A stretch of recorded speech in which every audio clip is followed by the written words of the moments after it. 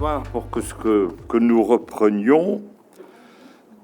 Et donc maintenant, nous allons passer la parole à Florent Laroche, qui nous vient également de l'Université de Nantes. Merci à Michel Cotte et à Catherine Coinca de nous avoir mis en contact pour avoir le bonheur d'entendre Florent, et qui va nous parler de conservation virtuelle, en lien avec ce qui a été dit précédemment. Voilà, Florent, tu as la parole. Merci Michel. Bonjour à tous. Merci aux organisateurs pour cette invitation. Merci à Michel Cotte également pour la mise en relation avec nos collègues belges. Je suis ravi d'être là parmi vous ce matin pour vous donner un éclairage effectivement sur une façon de capitaliser notre savoir-faire, notre patrimoine, et aussi une façon de l'exploiter. Alors l'exploiter, pas forcément uniquement d'un point de vue grand public, mais également de voir comment les experts peuvent s'approprier ce savoir-faire-là. On a eu deux très belles conférences introductives tout à l'heure de Michel et Catherine qui ont mis en perspective un petit peu ce qu'on appelle le patrimoine. Michel a questionné la question de l'industrie pour l'orienter vers le savoir-faire et la technique. Moi, je suis plutôt d'accord de cet avis-là. Et ce que je vous propose à travers mon propos, c'est de vous donner, c'est ce qu'on avait convenu avec Michel, un éclairage méthodologique sur comment s'y prendre lorsqu'on parle de patrimoine virtuel, à quoi ça sert, comment ça marche, qu'est-ce qu'il faut faire, quelles sont les bonnes pratiques, et surtout d'illustrer ça par pas mal de cas d'études. Voilà, donc j'aurai pas mal de vidéos, j'ai beaucoup trop de cas d'études à vous montrer, donc je vais sûrement zapper pour aller à l'essentiel en fonction des propos. Voilà, l'idée, c'est effectivement ce qui a marqué sur cette slide. L'enjeu, c'est d'arriver à toucher au plus près notre histoire. Peut-être pour savoir un petit peu qui je suis et d'où je viens, moi, je suis maître de conférence à l'École centrale de Nantes, à Nantes Université. J'appartiens au laboratoire de recherche LS2N, qui est un laboratoire des sciences du numérique. On est plus de 550 chercheurs à travailler dans le domaine du numérique, de la robotique, de l'automatique, de la mécanique, de la cybernétique et de l'informatique, bien entendu. Pourquoi je suis au sein de ce laboratoire-là ? Tout simplement parce que moi j'ai un background de technologue. À l'origine, je ne suis pas historien, même si j'ai fait beaucoup de travaux de recherche et une thèse en co-encadrement, histoire des sciences et techniques et génie industriel. Notre idée, c'est de voir comment en fait l'industrie peut s'approprier tous ces outils du virtuel et comment le patrimoine peut s'enrichir de ces outils-là. Il y a vraiment une bijectivité entre les deux. En guise d'introduction, parce qu'on parle de patrimoine virtuel, je voulais vous montrer cette image-là. Alors bien évidemment qui n'est pas de nous, c'est le sous-marin USS Holland, peut-être que parmi vous connaissent, qui est un des premiers sous-marins au début du XXe siècle qui était à double motorisation, électrique lorsqu'il plongeait, et puis en thermique lorsqu'il était en surface.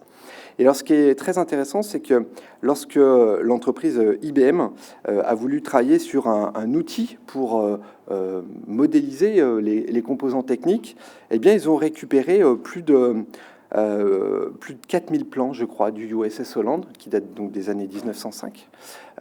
Et avec tous ces plans, ils se sont dit, mais tiens, on pourrait peut-être remodéliser le sous-marin dans un outil virtuel. Ça, c'était dans les années 90.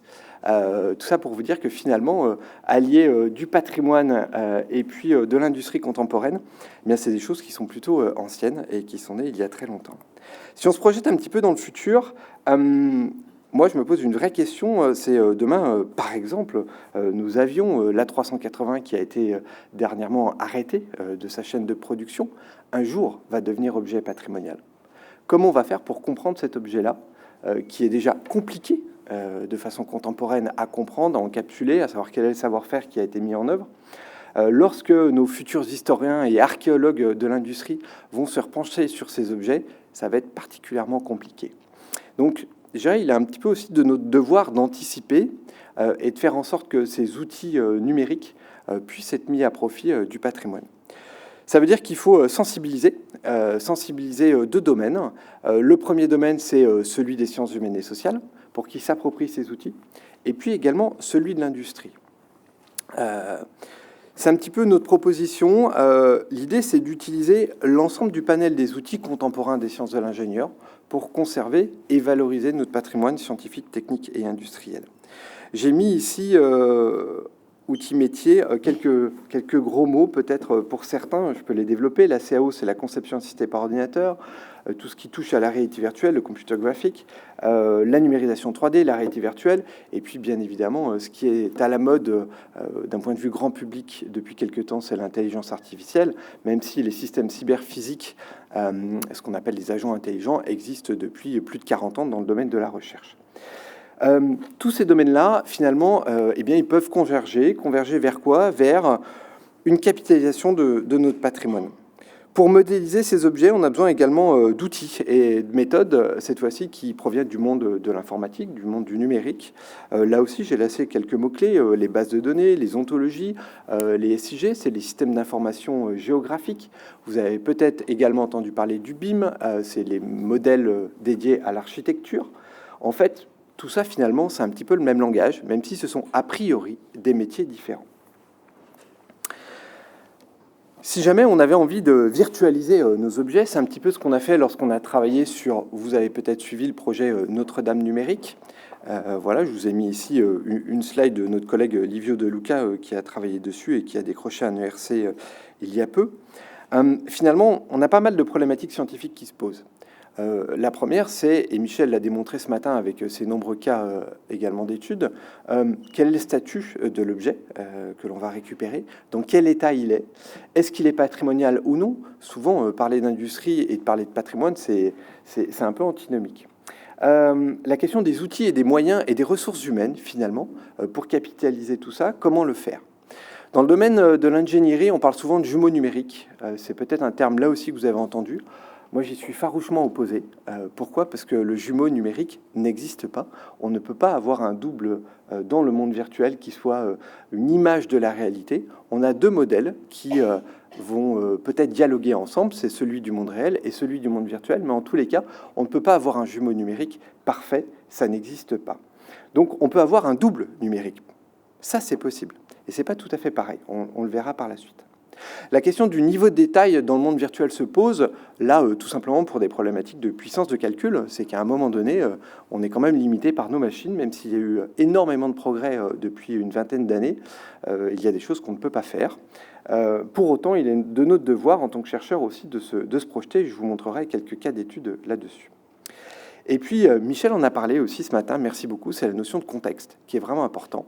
Et finalement, lorsqu'on parle de patrimoine industriel, il le disait ce matin, l'enjeu d'une entreprise n'est pas forcément de conserver des machines ou de conserver des produits, mais c'est avant tout d'avoir un modèle économique qui tienne la route, et pourquoi pas un modèle social également du personnel qui est autour dans son entreprise. Donc comment intégrer ce contexte-là socio-technico-économique à l'intérieur d'un monde numérique? Ça pose plein de questions. Deux finalités, je le disais en guise d'introduction. Une première finalité qui est à destination du grand public. Finalement, c'est la première chose à laquelle on pense trop souvent, c'est du patrimoine virtuel. Oui, pour faire de belles images. Mais de belles images, qu'est-ce qu'elles veulent dire? Comment elles parlent? Là aussi, on verra que ça peut poser pas mal de questions. Et un point de vue, et je suis ravi que la journée de septembre soit dédiée également à l'intégration de cas industriels, puisque les experts peuvent et doivent avoir accès à ce savoir-faire dans un objectif tout bête, éviter de réinventer la poudre et de réinventer la roue. Voilà. Parce qu'on se rend compte que finalement, ce qui a été fait il y a 20, 30, 40 ou 100 ans, eh bien, c'est exactement la même chose que maintenant. La seule différence, c'est que parfois, on a perdu le savoir-faire. On en parlait hier soir avec Ariane à table sur le savoir-faire de la plomberie avec les fontainiers de Versailles et les fontainiers belges. Finalement, les experts peuvent aussi récupérer ce savoir-faire. Voilà. Donc le monde numérique va pouvoir nous aider à faire tout ça. Et avec plein d'enjeux derrière, c'est comment faire en sorte que ce savoir-faire traverse les âges, traverse les temps, et puisse se réapproprier par un certain nombre de publics. Alors pourquoi digitaliser notre patrimoine? On peut voir plusieurs finalités possibles.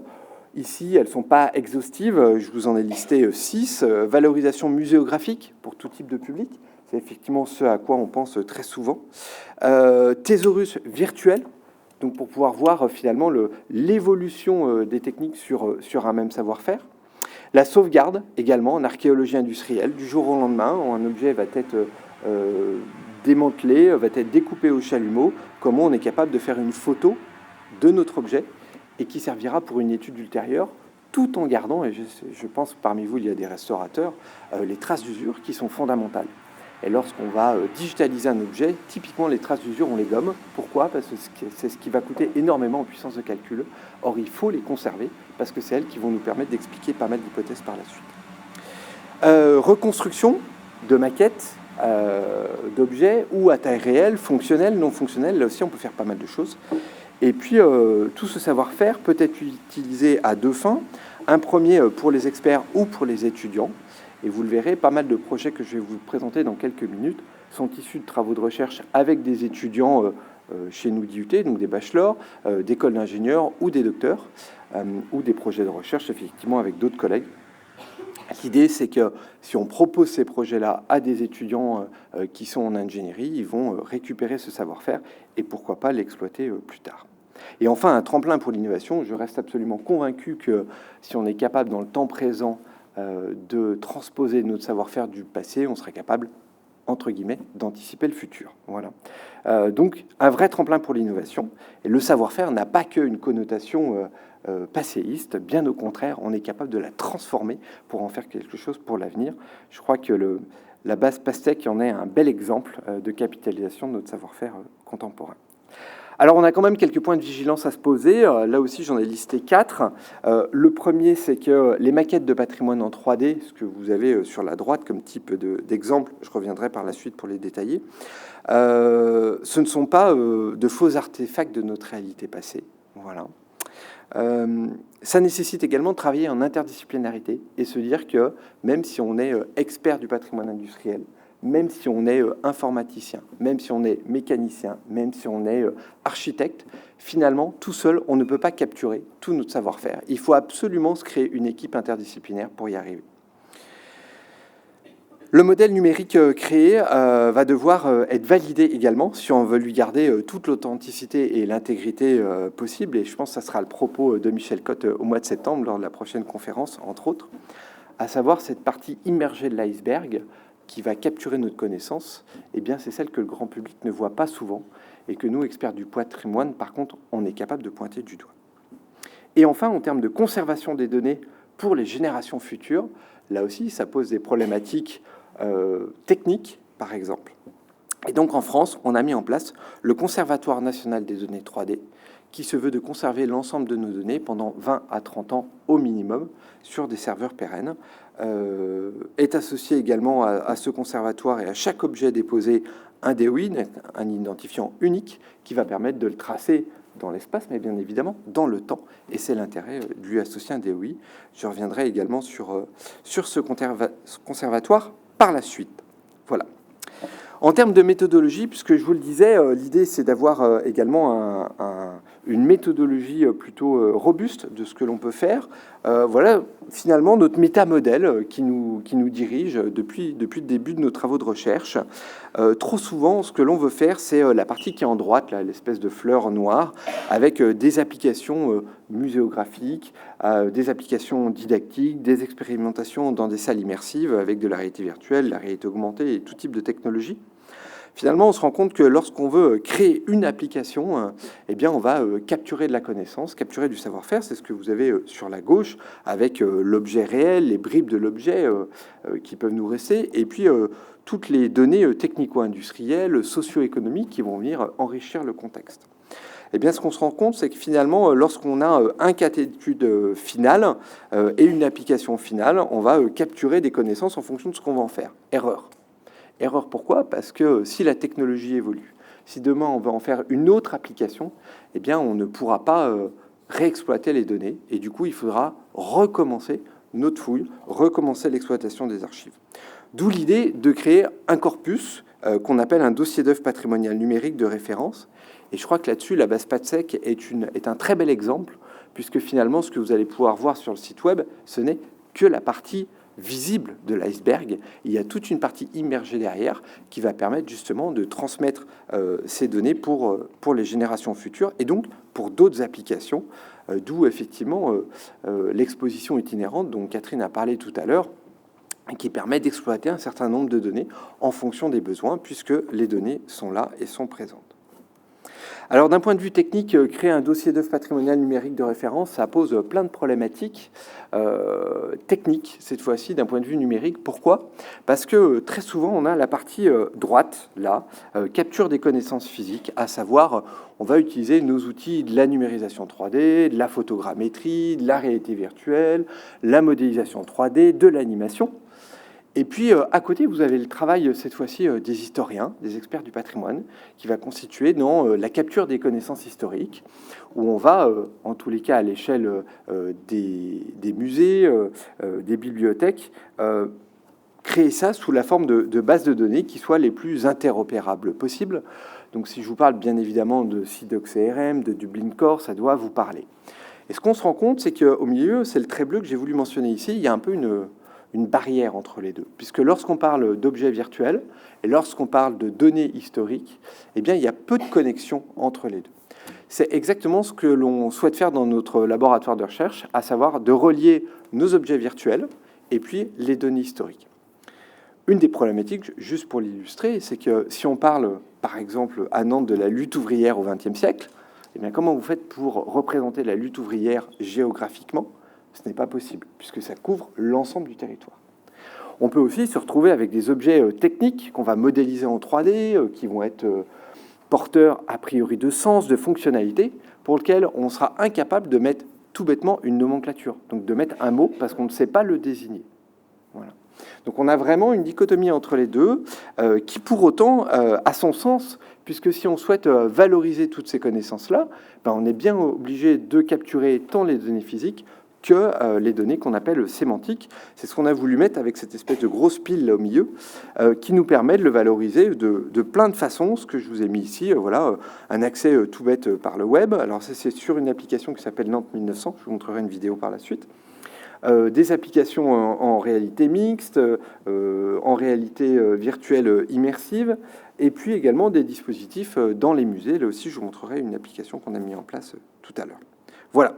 Donc, ce que je vous propose là, c'est de balayer un certain nombre d'exemples. L'enjeu, c'est pas d'avoir la vérité absolue, ni d'être le commercial de service pour vous montrer ce qu'il faut faire et la façon d'en le faire, mais bien au contraire de vous éclairer sur les possibilités des technologies, en fonction des objets, en fonction de l'état d'usage et du constat d'état que vous pouvez en faire et de la finalité envisageable. Voilà. Donc Michel, tu m'arrêtes si je suis trop long, parce que là, je peux être parti pour la journée complète, en fait. Voilà. Alors, un premier cas d'étude, le pont transborder de Nantes, ça va faire un lien avec ce que Michel nous a montré tout à l'heure sur le pont transborder de Bilbao, puisque nous avions également à Nantes un pont transborder qui a été démantelé dans les années 60. Enfin démonté plus particulièrement dans les années 60. Ce pont était installé en plein milieu de la ville de Nantes. Il servait à relier la partie de la ville et la partie des chantiers maritimes, entre autres. Et puis, ce pont, on a une chance absolument incroyable, c'est qu'aux archives départementales, on a tous les plans du pont tels que imaginés, tels que conçus, tels que fabriqués et tels que maintenus. Là, je viens de lâcher déjà 4 mots-clés assez importants, à savoir, sur le cycle de vie d'un objet, on a 4 états totalement différents, qui ne sont pas non plus les mêmes états de notre corpus documentaire que l'état final dans lequel on va récupérer l'objet, puisque lui aussi, il aura peut-être eu une fin de vie derrière. À partir de ce premier cas d'étude, moi, j'ai lancé des étudiants pour remodéliser le pont à partir de tous les plans, et en collaboration avec des historiens. Je tiens à dire, c'était vraiment important, puisqu'on a des historiens qui nous ont apporté justement ce savoir-faire derrière. L'objet que vous avez là fait plus de 600 composants. Il a été modélisé sous CATIA. CATIA, vous savez, c'est l'outil de Dassault Systèmes qui sert à faire les avions, les voitures et d'autres objets industriels. Il est fonctionnel d'un point de vue cinématique, d'un point de vue dynamique, et si jamais on voulait le refabriquer, eh bien on a tout ce qu'il faut pour le refabriquer. Là, ce qu'on a fait, c'est qu'on l'a ensuite intégré dans la ville de Nantes contemporaine du XXe siècle, telle qu'elle avait été modélisée par une entreprise pour l'aménagement de la ville. Voilà. Et donc ça nous permettait comme ça de redimensionner le pont à taille réelle.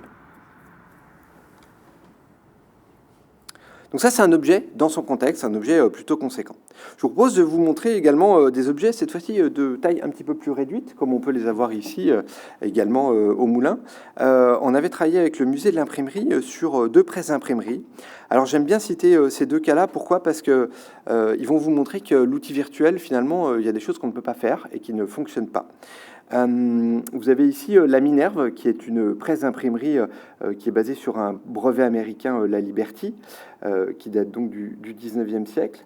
Cet objet fait près de 150 composants et a une cinématique absolument incroyable, puisque avec un seul mouvement d'entrée en va-et-vient, qui est celui de la pédale, on est capable derrière d'obtenir plein de mouvements désynchronisés. On a travaillé avec des étudiants de Bac+2, Bac+3 sur cet objet-là, et une des conclusions de leur rapport a été de dire, mais le jour où je serai dans une industrie contemporaine et que j'ai un problème d'emplacement, un problème de pilotage d'actionneur, eh ben je repenserai à la Minerve, parce que je me dirais que finalement, avec un seul mouvement d'entrée, on est capable de faire plein de mouvements désynchronisés sans rajouter de l'électronique, de l'informatique, plein de bidules qui finalement peuvent parfois tomber en panne. Voilà.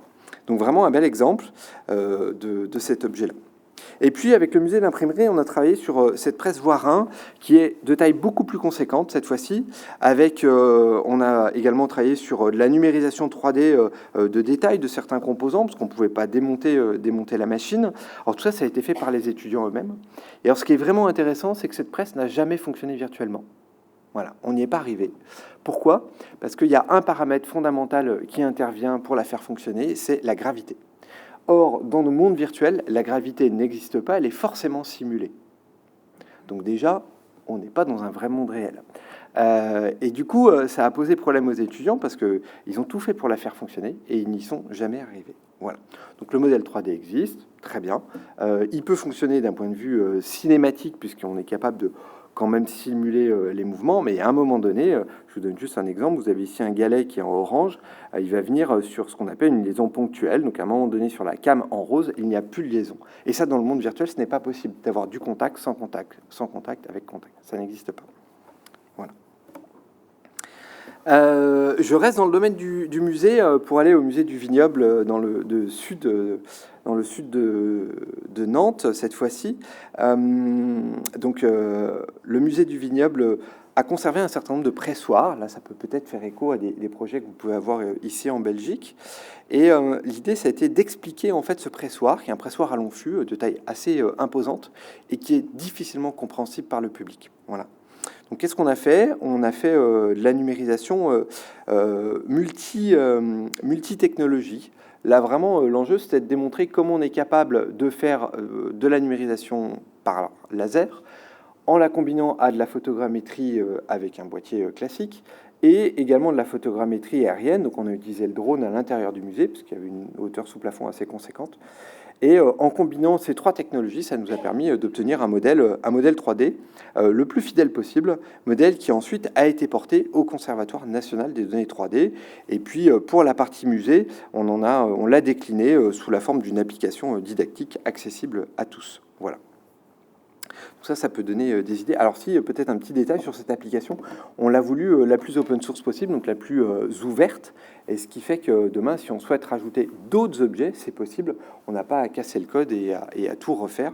Et ça, c'était vraiment aussi un des enjeux, de se dire on n'est pas obligé de faire appel à une entreprise qui va peut-être nous faire quelque chose de très joli, mais qui demain, lorsque la technologie va évoluer, on prend tout à la poubelle et on repaye derrière. Voilà. Donc on est vraiment dans la conservation du savoir-faire, puisqu'il y a eu pas mal d'anciens qui ont travaillé avec ces étudiants et avec mes 2 doctorants également sur ces objets-là, à expliquer comment fonctionnait un pressoir. Voilà. Ça a été vraiment une aventure humaine très très riche. Alors en parlant d'aventure humaine très riche, je vais faire une petite aparté cette fois-ci avec un maître horloger qui s'appelle François-Simon Fustier et qui a eu une idée absolument incroyable, qui est celle de créer une encyclopédie ouverte du savoir-faire horloger. Je vous laisse juste cette petite vidéo qui avait été créée à l'époque du crowdfunding qui a été mis en place sur ce projet qui s'appelle Chronospédia.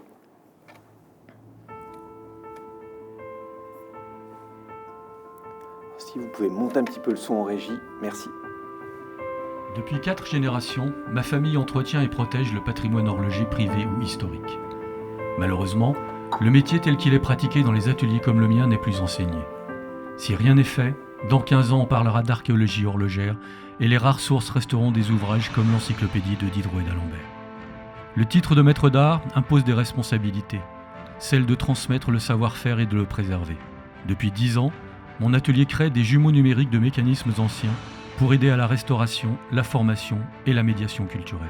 Aujourd'hui, avec l'Université Grenoble-Alpes et le soutien de l'AFA et des musées français et suisses, nous commençons de créer Chronospédia, première encyclopédie virtuelle de l'horlogerie ancienne, accessible en open source. Le temps passe, contribuez à le sauver. Voilà, donc sur ce projet Chronospédia, je vous invite à aller voir sur chronospédia.com si ça vous intéresse. Lorsque François a eu cette idée, a été voir Constantin Protasov, qui est professeur de physique à l'université de Grenoble-Alpes. Donc ils se sont lancés dans cette aventure et très vite ils se sont rendus compte qu'il y avait pas mal de problématiques que je vous ai citées en amont sur la gestion des bases de données, sur la gestion des données techniques en elles-mêmes, sur la mise à disposition de l'ensemble des modèles numériques, que ce soit pour des musées, pour des étudiants, pour des experts, pour des entreprises. Voilà. Aujourd'hui, on est une quinzaine de partenaires de ce projet, qui n'est pas un projet tel qu'on peut l'imaginer d'habitude, où on va répondre à des appels, on va avoir des work packages à faire, on a des bilans financiers. En fait, c'est plutôt un projet ouvert, c'est-à-dire tous ceux qui ont envie de venir dans l'aventure Chronospédia sont les bienvenus. Donc c'est peut-être un appel aussi pour la communauté belge, puisque vous l'avez vu, nous avons les Suisses, les Français, et puis les Canadiens aussi, qui sont très intéressés et qui vont nous rejoindre prochainement sur Chronospédia. Donc on a lancé plein de chantiers là-dessus, voilà, sachant que finalement, si je caricature un peu, 12 minutes, merci. Le savoir-faire horloger, finalement, c'est à peine une vingtaine de mécanismes, mais par contre, qui se déclinent dans un nombre absolument incroyable de déclinaisons possibles. Voilà. Alors, le temps tourne, du coup, je vais aller assez vite. Là, je vous ai montré effectivement des objets techniques plutôt de petite taille, à l'exception du pont transborder. Je vous propose de vous montrer un objet plutôt conséquent d'un projet très récent qui a été fait avec la communauté de communes du Pays de Naï dans les Pyrénées, sur des forges à la catalane qui ont fonctionné pendant plus de 400 ans. Ces forges, pour les resituer un peu dans ce contexte, sont pas loin donc de Tarbes et de Pau. Elles sont situées dans une vallée particulièrement encaissée, mais très riche également en fer, qui s'appelle, c'est marqué ici, Ferrières. Et puis, a été installée une forge dans les années 1400 et qui a continué jusque dans les années 1800. Donc une forge qui a eu un certain nombre d'évolutions. Actuellement, le site est particulièrement végétalisé. On a beaucoup du mal à comprendre la façon dont ça fonctionnait à l'époque. Voilà, donc ça a été plus de 3 ans de travaux et d'accompagnement scientifique de la communauté de communes qui, je ne vous le cache pas, voulait tout reconstruire et tout refaire fonctionner. Et moi, je suis arrivé avec mes gros sabots et je leur ai dit, attendez, c'est de l'argent public, on va quand même pas dépenser autant d'argent pour refaire fonctionner un site ancien qui est complexe à comprendre, soit, peut-être que les outils du numérique peuvent nous aider à le faire. Donc la première phase, c'était une phase de digitalisation, donc numérisation 3D, à plusieurs états, puisqu'il y a eu une phase avant dévégétalisation, il y a eu une phase après dévégétalisation, pour pouvoir comparer les deux états. On a travaillé avec les associations locales également, qui, depuis des dizaines d'années, travaillent sur le site à capturer un certain nombre de données historiques. L'enjeu, c'était de comprendre comment fonctionnaient ces forges à la catalane qui, voilà, vous le voyez ici, avec un effet Venturi plutôt simple, permettent d'avoir un débit d'air très conséquent pour alimenter les fourneaux. Avec ce modèle qui a été produit, qui a aussi été versé sur le Conservatoire national des données 3D, la communauté d'Aglo a décidé de lancer un appel d'offres pour imaginer un dispositif à destination du grand public, à destination des touristes qui pourraient venir visiter la vallée de Louzon. Voilà, et donc ils ont produit, grâce à l'entreprise Mazedia, un dispositif qui est accessible sur smartphone, et lorsque vous vous baladez dans la vallée de Ferrières, vous avez tout le parcours du minerai de fer avec un point d'orgue qui est celui des forges. Voilà. Ce qui est intéressant dans ce fonctionnement, c'est qu'on avait une entreprise qui a proposé un dispositif, une communauté d'agglos qui a rassemblé un certain nombre de personnes qui avaient du savoir-faire. Et puis nous, en tant que chercheurs, on est arrivé là au milieu pour faire de la médiation dans ce pour l'instant binôme, et avec ce trinôme-là, ça a permis d'enrichir les points de vue et de questionner pas mal de choses. C'était un des messages que je voulais vous faire passer, c'est que finalement, si les institutions souhaitent également mettre en place un processus de patrimonialisation virtuelle, eh bien, je vous invite à vous rapprocher des chercheurs. Je pense que Pierre pourra en parler juste après. On est là aussi à votre disposition pour enrichir les points de vue et imaginer d'autres choses. Michel, il me reste encore combien de minutes ? 7, parfait. Je vais vous montrer que finalement, on n'est pas obligé de restaurer, on peut reconstruire les choses. Le musée des Marais Salants, ça a été un projet qui a duré plus de 15 ans. Voilà, si vous avez l'opportunité de venir en France, je vous invite à aller du côté du Croisic, de la Baule. Vous pourrez aller visiter ce musée qui est labellisé Musée de France, un des premiers musées des arts et traditions populaires de France, puisqu'il est ouvert en 1880, je crois, de mémoire. Et donc ce musée a subi un certain nombre d'évolutions. Lorsque les conservateurs sont arrivés dans les années 1990, les 2 conservateurs en poste actuellement, ils se sont dit, mais notre musée est déjà trop petit, il faut qu'on l'agrandisse. Et donc, ça a été plus de 30 ans de travaux pour agrandir ce musée. Et lorsqu'ils ont mis les pieds dans cette salorge qui contenait du sel, ils ont trouvé cet objet. Et ils se sont dit, ah, bon, dans le futur musée, on va s'agrandir, mais qu'est-ce qu'on va faire de cet objet ? Première idée qui leur est venue, ça a été de faire un certain nombre de relevés photos, voilà, par un photographe du patrimoine, Bernard Renou, donc qui a fait de très belles photos qui vous montrent cet objet, qui est fait de bois, qui est fait de métal et qui servait à laver du sel. Donc si vous mettez de l'eau, du sel, du bois et du métal dans un shaker, ça vous donne quelque chose d'assez étonnant, qui est difficilement conservable. Et en fait, ils ont fait le choix de ne pas classer cet objet patrimoine, voilà, pour laisser libre cours à tout type de conservation possible. Et on s'est vite rendu compte qu'il n'était pas possible de le conserver pour des problèmes de coût, pour des problèmes d'état aussi.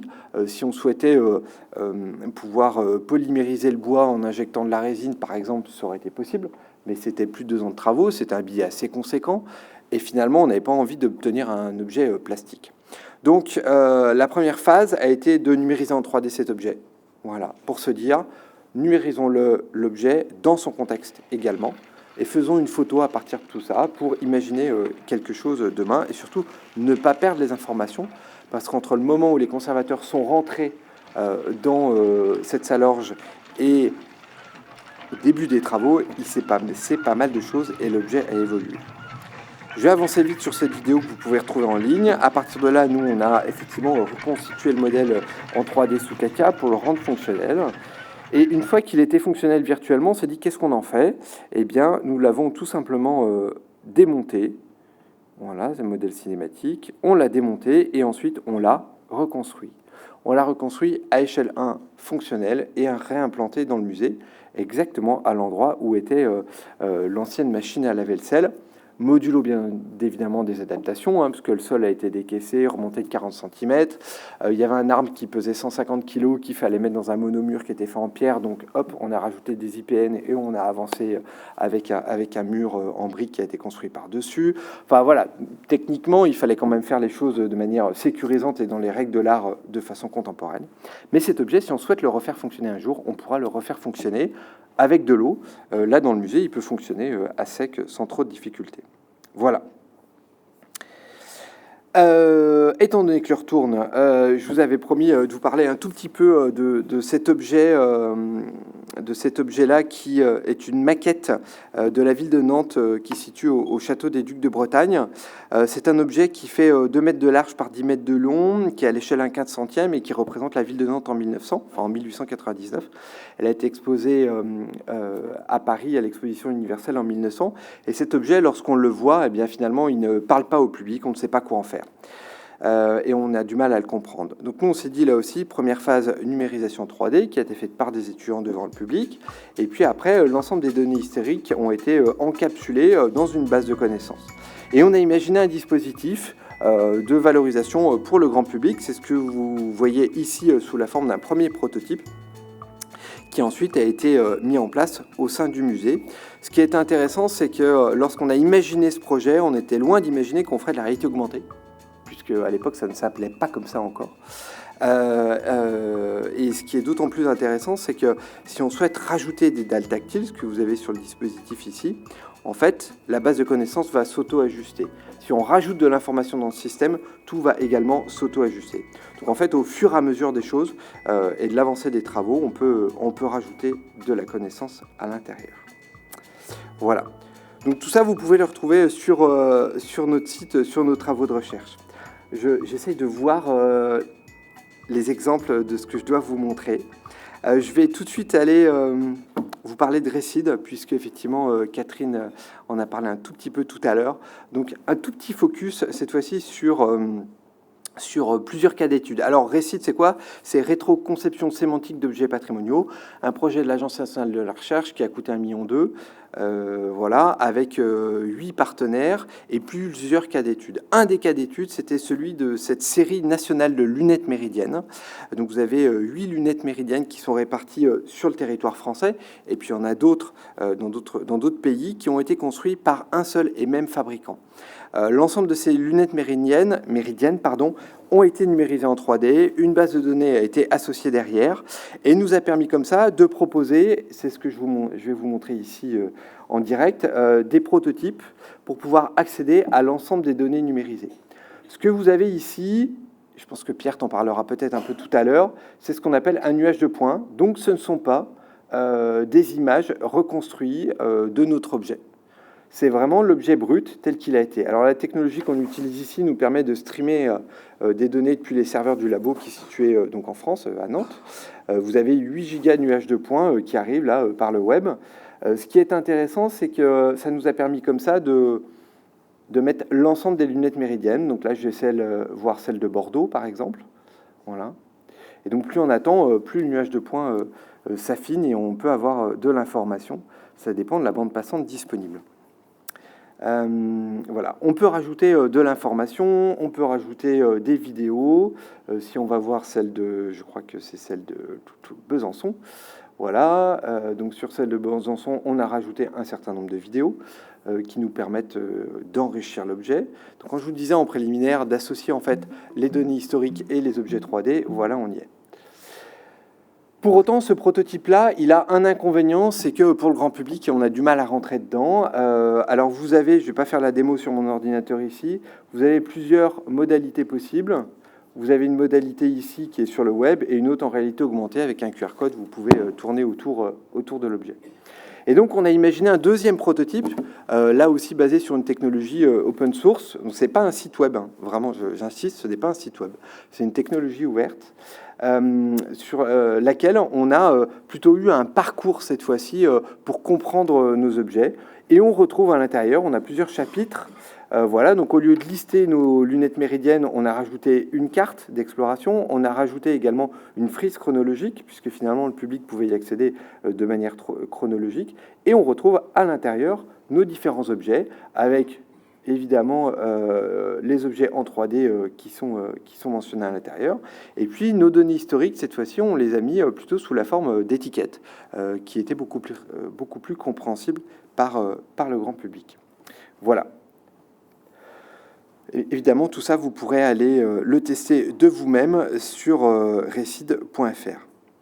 Et donc, grâce à tout ça, ça nous a permis d'enrichir en fait nos approches et d'imaginer comment, à l'intérieur d'un monde virtuel, on va être capable de coupler une base de connaissances. Ça a été le cas du projet qui s'appelle Vespace.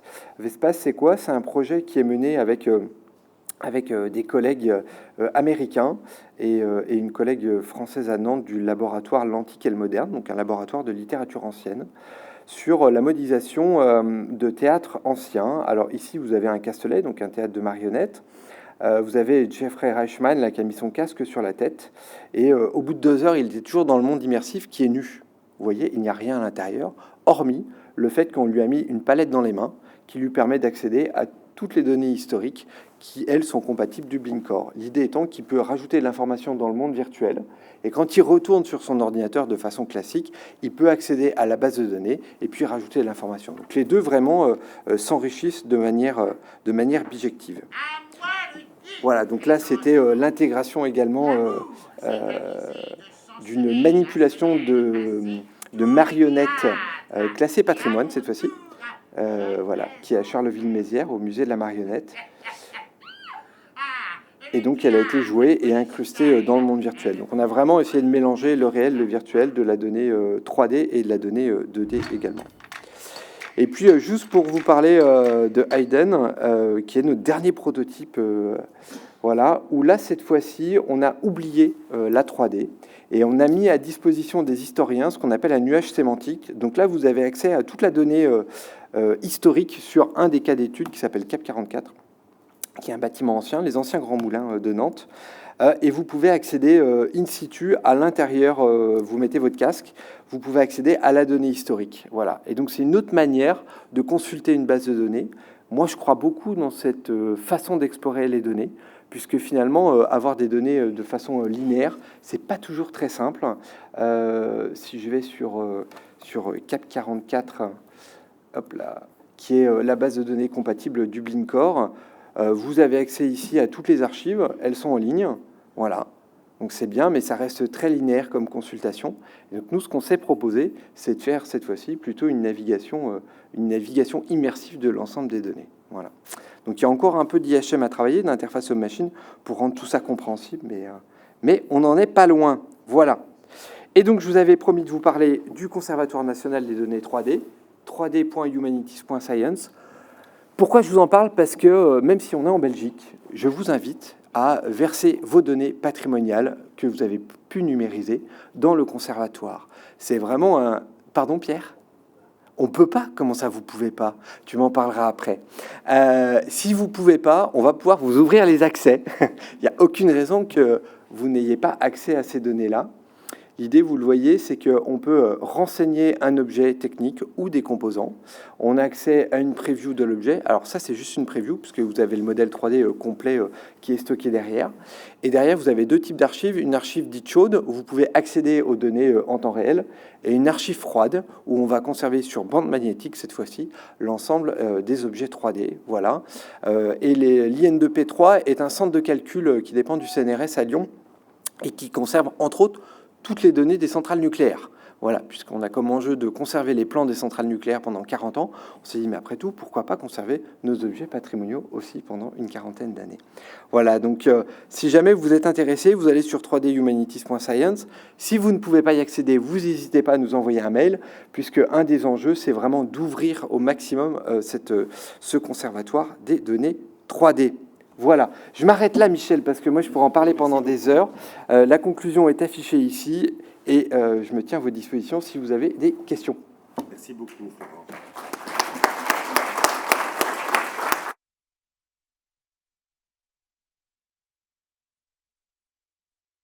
Je vais la récupérer. Voilà. Je vais peut-être voir comment est-ce qu'on va déconnecter la chose. Voilà, c'est bon. Voilà. Bon. Merci, ça je vais donner pour le suivant. Merci beaucoup. De rien.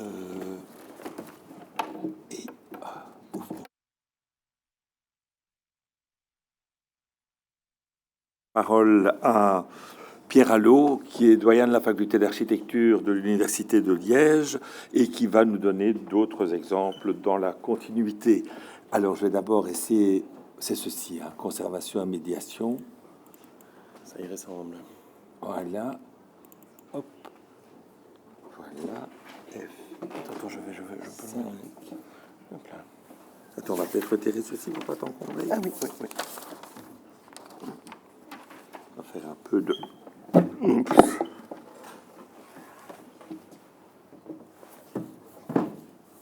Et alors, la commande à distance. J'ai tout ce qu'il faut, oui, c'est mon clavier. Là. Voilà, Pas de souci. Voilà, mais merci beaucoup. Bonjour à toutes, bonjour à tous. Merci beaucoup. Merci d'abord aux organisateurs pour l'invitation.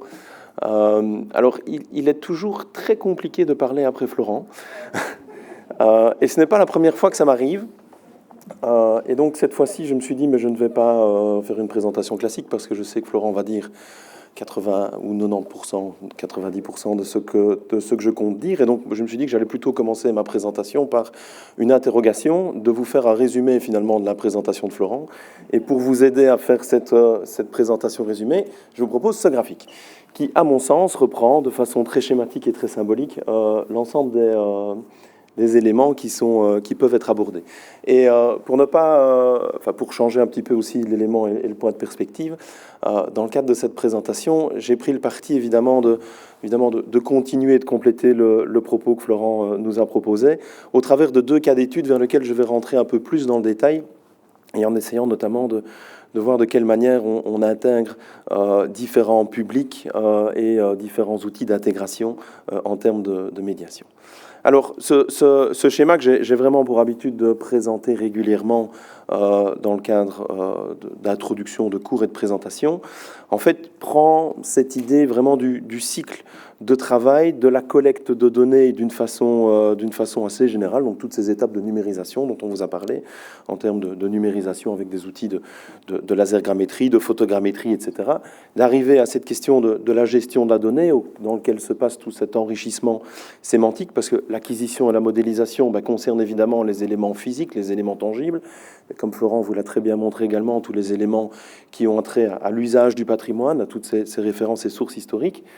Et un élément sur lequel je pense qu'il est vraiment nécessaire d'insister avant cette mise en médiation ou cette production d'un résultat, c'est cette étape un peu intermédiaire que nous avons ici, qui concerne cette image qui est créée, parce que je crois que ce qu'il ne faut pas oublier, c'est que chaque fois qu'on donne quelque chose à voir au travers d'un outil de réalité virtuelle, au travers d'une application de médiation, en fait, on crée une image intermédiaire qui est une sélection de nos données sources et qu'on va mettre en médiation. Et la création de cette image est évidemment quelque chose d'extrêmement important et délicat, parce que cette image peut donner une fausse image ou une fausse vue de nos différents éléments de données.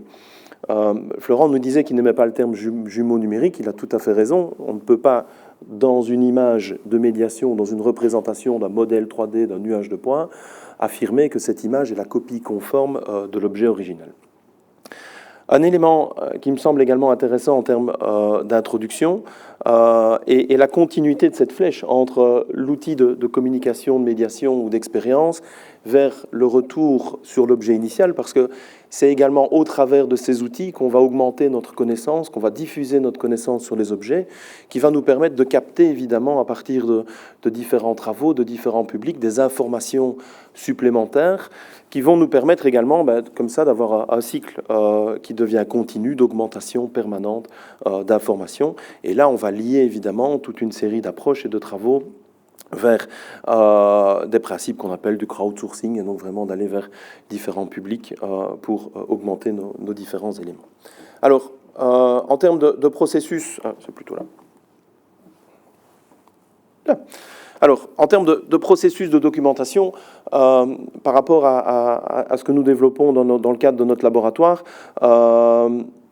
moi, je viens d'un background plutôt de géomaticien, de documenteur du patrimoine, vraiment de personnes qui fait de la technique de relevé. Et donc, notre point d'entrée vient souvent, et notre sollicitation initiale vient souvent d'une demande de documentation. Et on se rend compte en fait que cette demande de documentation, la première chose qu'on répond maintenant quand on nous demande, c'est on ne va pas documenter tout de suite, on va d'abord savoir ce que vous voulez faire pour réfléchir intelligemment à la façon dont on va documenter les choses. Parce qu'il y a vraiment eu, je pense, un changement presque de paradigme dans les différentes approches méthodologiques sur les 10 dernières années, qui était vraiment de dire on va collecter toutes les données de façon la plus complète possible avec le plus grand niveau de détail. Et maintenant, on revient vraiment très très fort sur ces éléments-là pour toute une série de contraintes, d'abord en termes de gestion de données, en termes de réflexion écologique aussi sur avoir des masses de données ou des terabytes de données qui dorment parfois sur des serveurs et qui, de par la technique de documentation, ne seront jamais mobilisés, jamais utilisés et donc finalement deviennent inutiles. Alors dire que c'est une mission courante à l'heure actuelle, en tout cas, on ne peut pas le dire parce que je pense que chaque cas de documentation est vraiment différent. Il y a chaque fois des challenges un petit peu nouveaux qui apparaissent.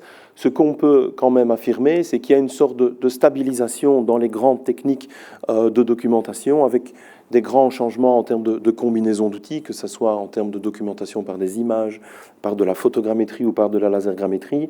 Mais on n'a pas observé dans les quelques dernières années véritablement une révolution complète, si ce n'est de l'optimisation de ces outils et différents éléments de documentation qui arrivent.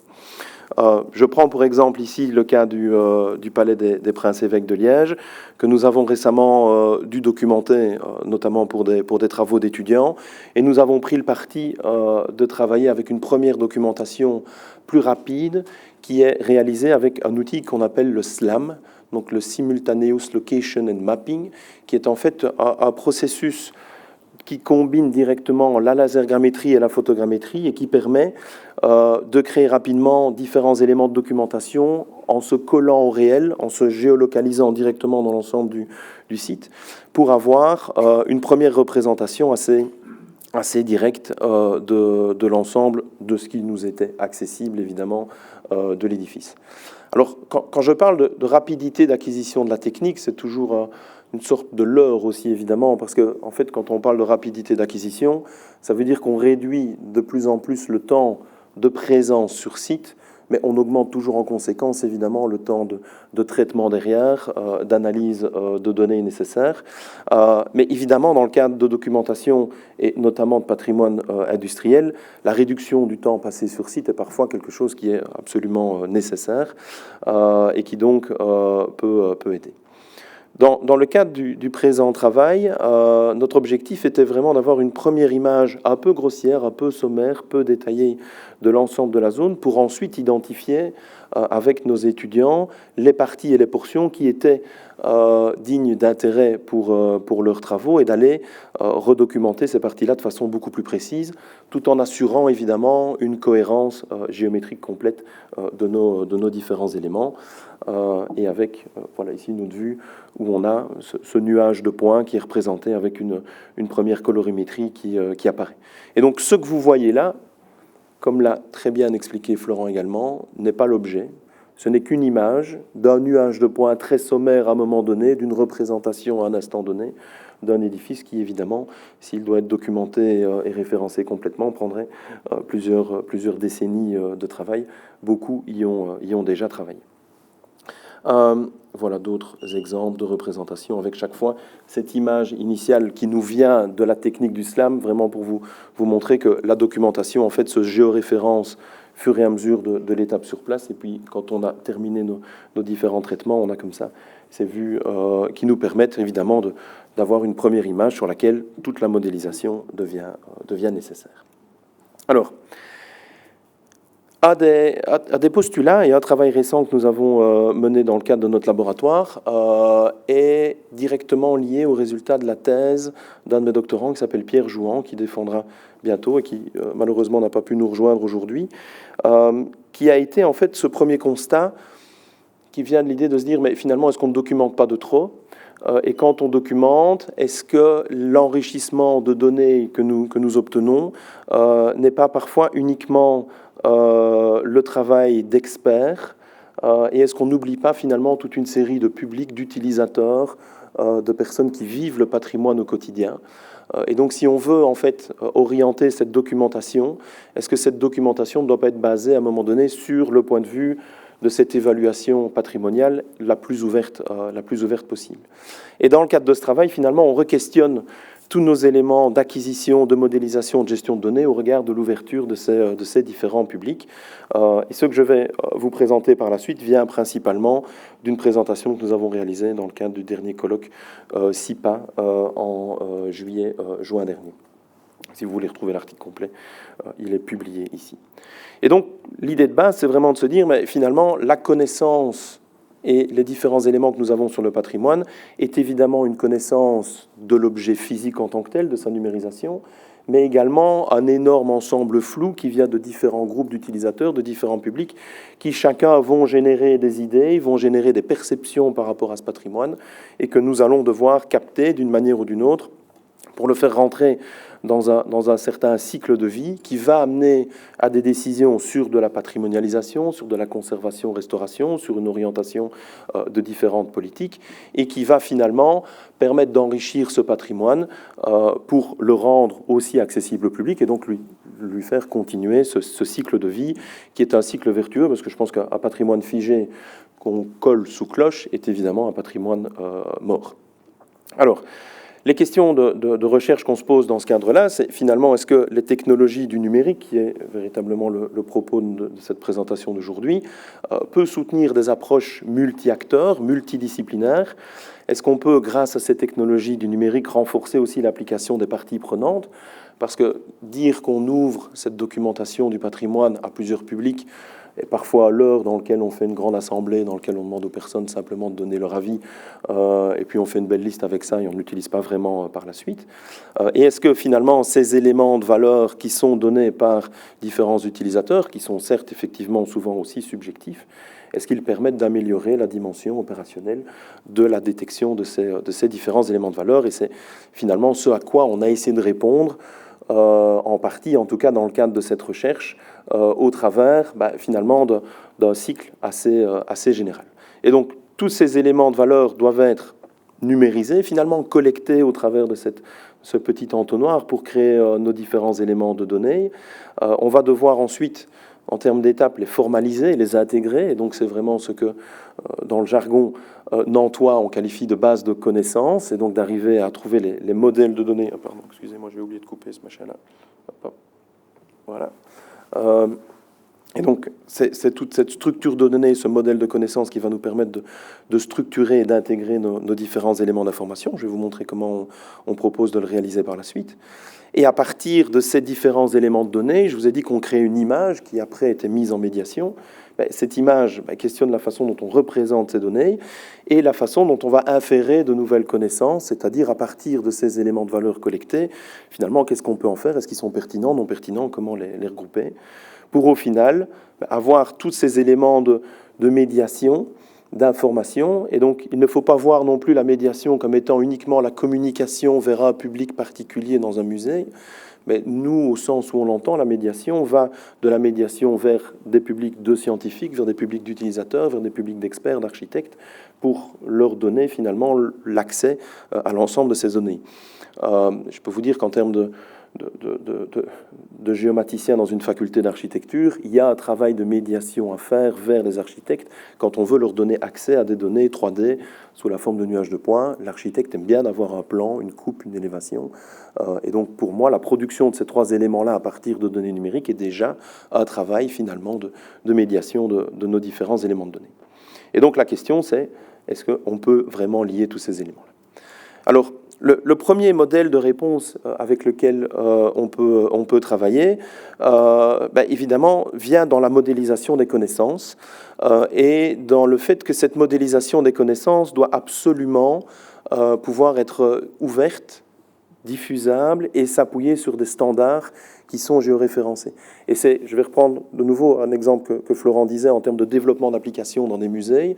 Si on ne pense pas le développement de ces applications en amont comme étant d'abord la construction d'une base de connaissances, mais simplement dans la réponse à un moment donné d'un cas particulier, toutes les données qu'on va créer ne seront pas réutilisables, vont servir uniquement à un instant donné. Et s'il y a bien quelque chose d'obsolète, c'est la technologie du numérique au sein d'un musée. Au bout de 4-5 ans, on veut remplacer ces parcours de médiation, on veut les faire évoluer. Et donc, si ces données n'ont pas été structurées correctement, elles disparaissent. Et dans ce cadre-là, on a également travaillé à partir de différents modèles et de structures de données qui doivent tenir compte également, alors je ne vais pas rentrer dans le détail de ces modélisations conceptuelles, surtout pas avant le dîner, et je voudrais laisser un peu de temps de parole à Valentin qui me succédera. Mais l'idée de ces modèles est d'arriver aussi à tenir compte d'une évolution dans les différents états de connaissance du patrimoine. Et donc c'est vraiment quelque chose d'important, c'est que même si la documentation est réalisée à un instant donné, on sait que cette documentation va être faite à plusieurs moments. La preuve en est que sur ma peut-être relativement courte carrière, j'ai déjà été amené à numériser 3 fois la cathédrale Saint-Paul de Liège, parce qu'il y a eu des travaux avant-après, ce sont différents projets qui arrivent. C'est la même chose pour le plan relief de la ville de Liège sur lequel on a travaillé. C'est déjà aussi la 3e fois qu'on le numérise, parce que la technique évolue, les besoins deviennent différents, et donc tous ces éléments doivent pouvoir être réintégrés par la suite. Un autre élément important sur lesquels on s'est positionné, et c'est vraiment un point de vue qu'on essaye de mettre en œuvre avec ces technologies immersives au sein du numérique, ça a été de se dire, mais finalement, on crée beaucoup d'applications de réalité immersive ou de réalité virtuelle dans lesquelles on va immerger des publics.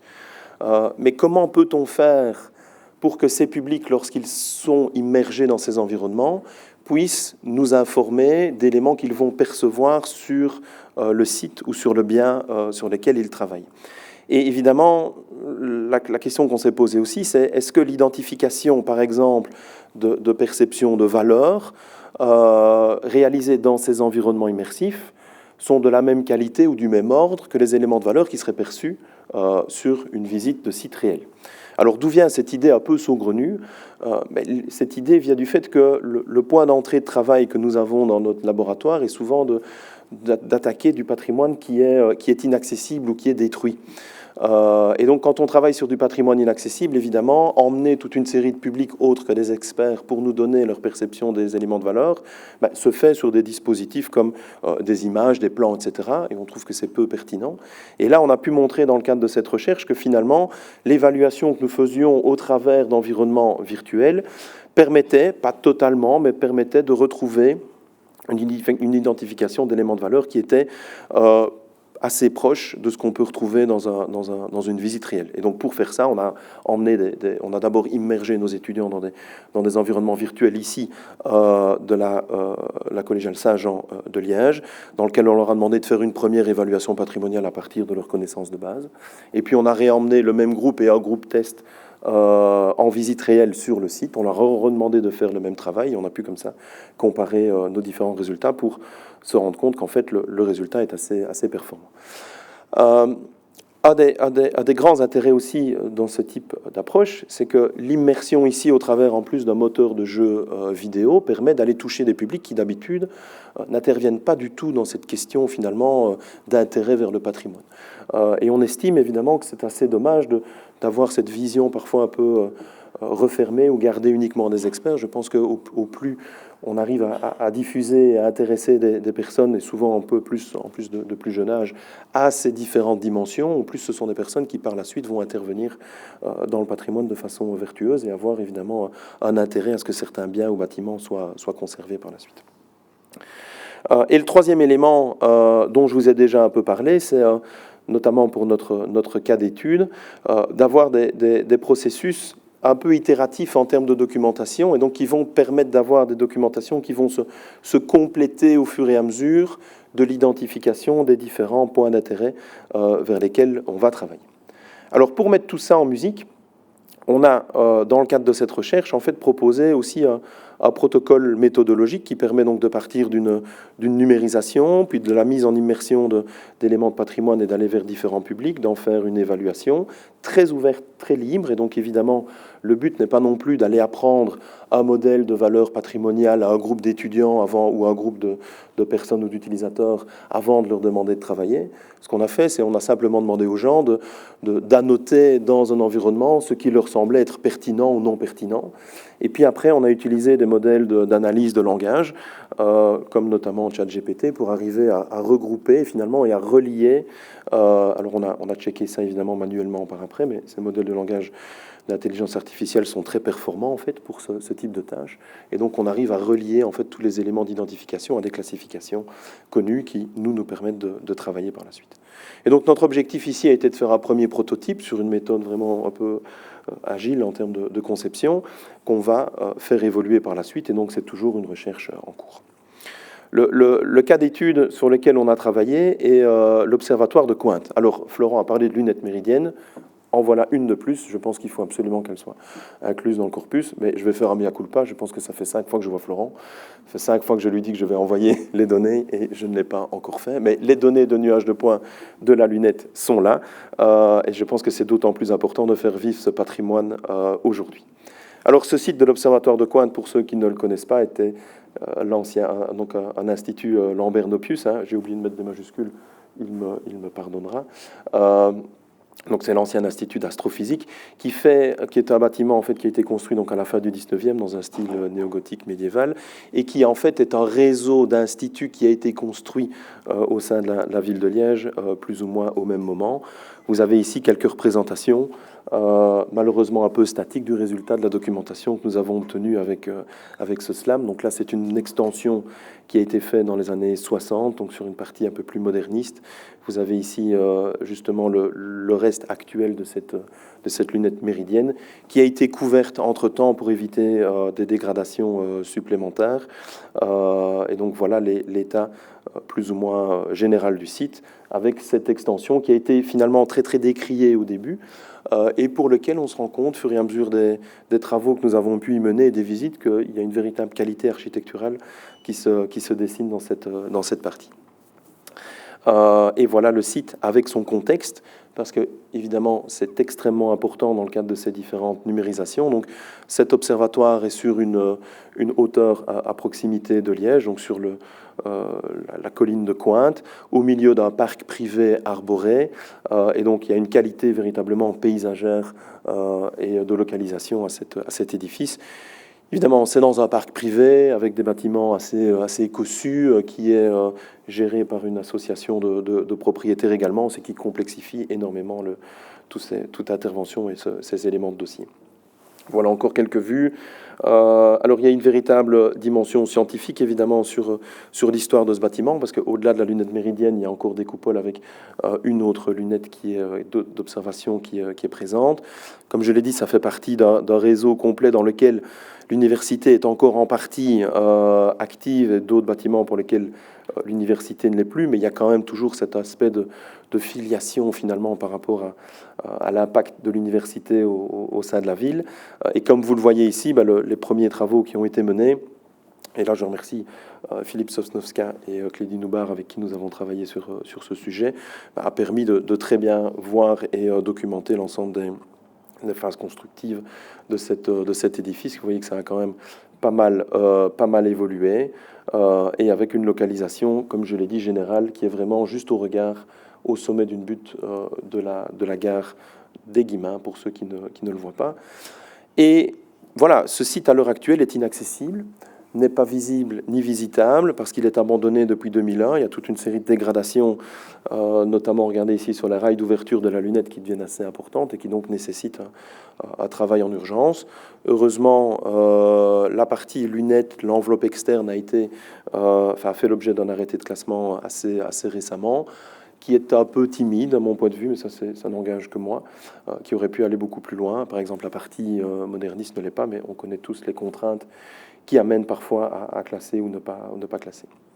Alors, l'idée d'utiliser ce cas d'étude également pour ce que je vous présente est que, à partir du moment où ce patrimoine a été petit à petit abandonné, et à partir du moment où la région a souhaité s'en séparer, et donc il a été mis en vente, il y a véritablement eu un engouement populaire par rapport à un attachement par rapport à ce lieu.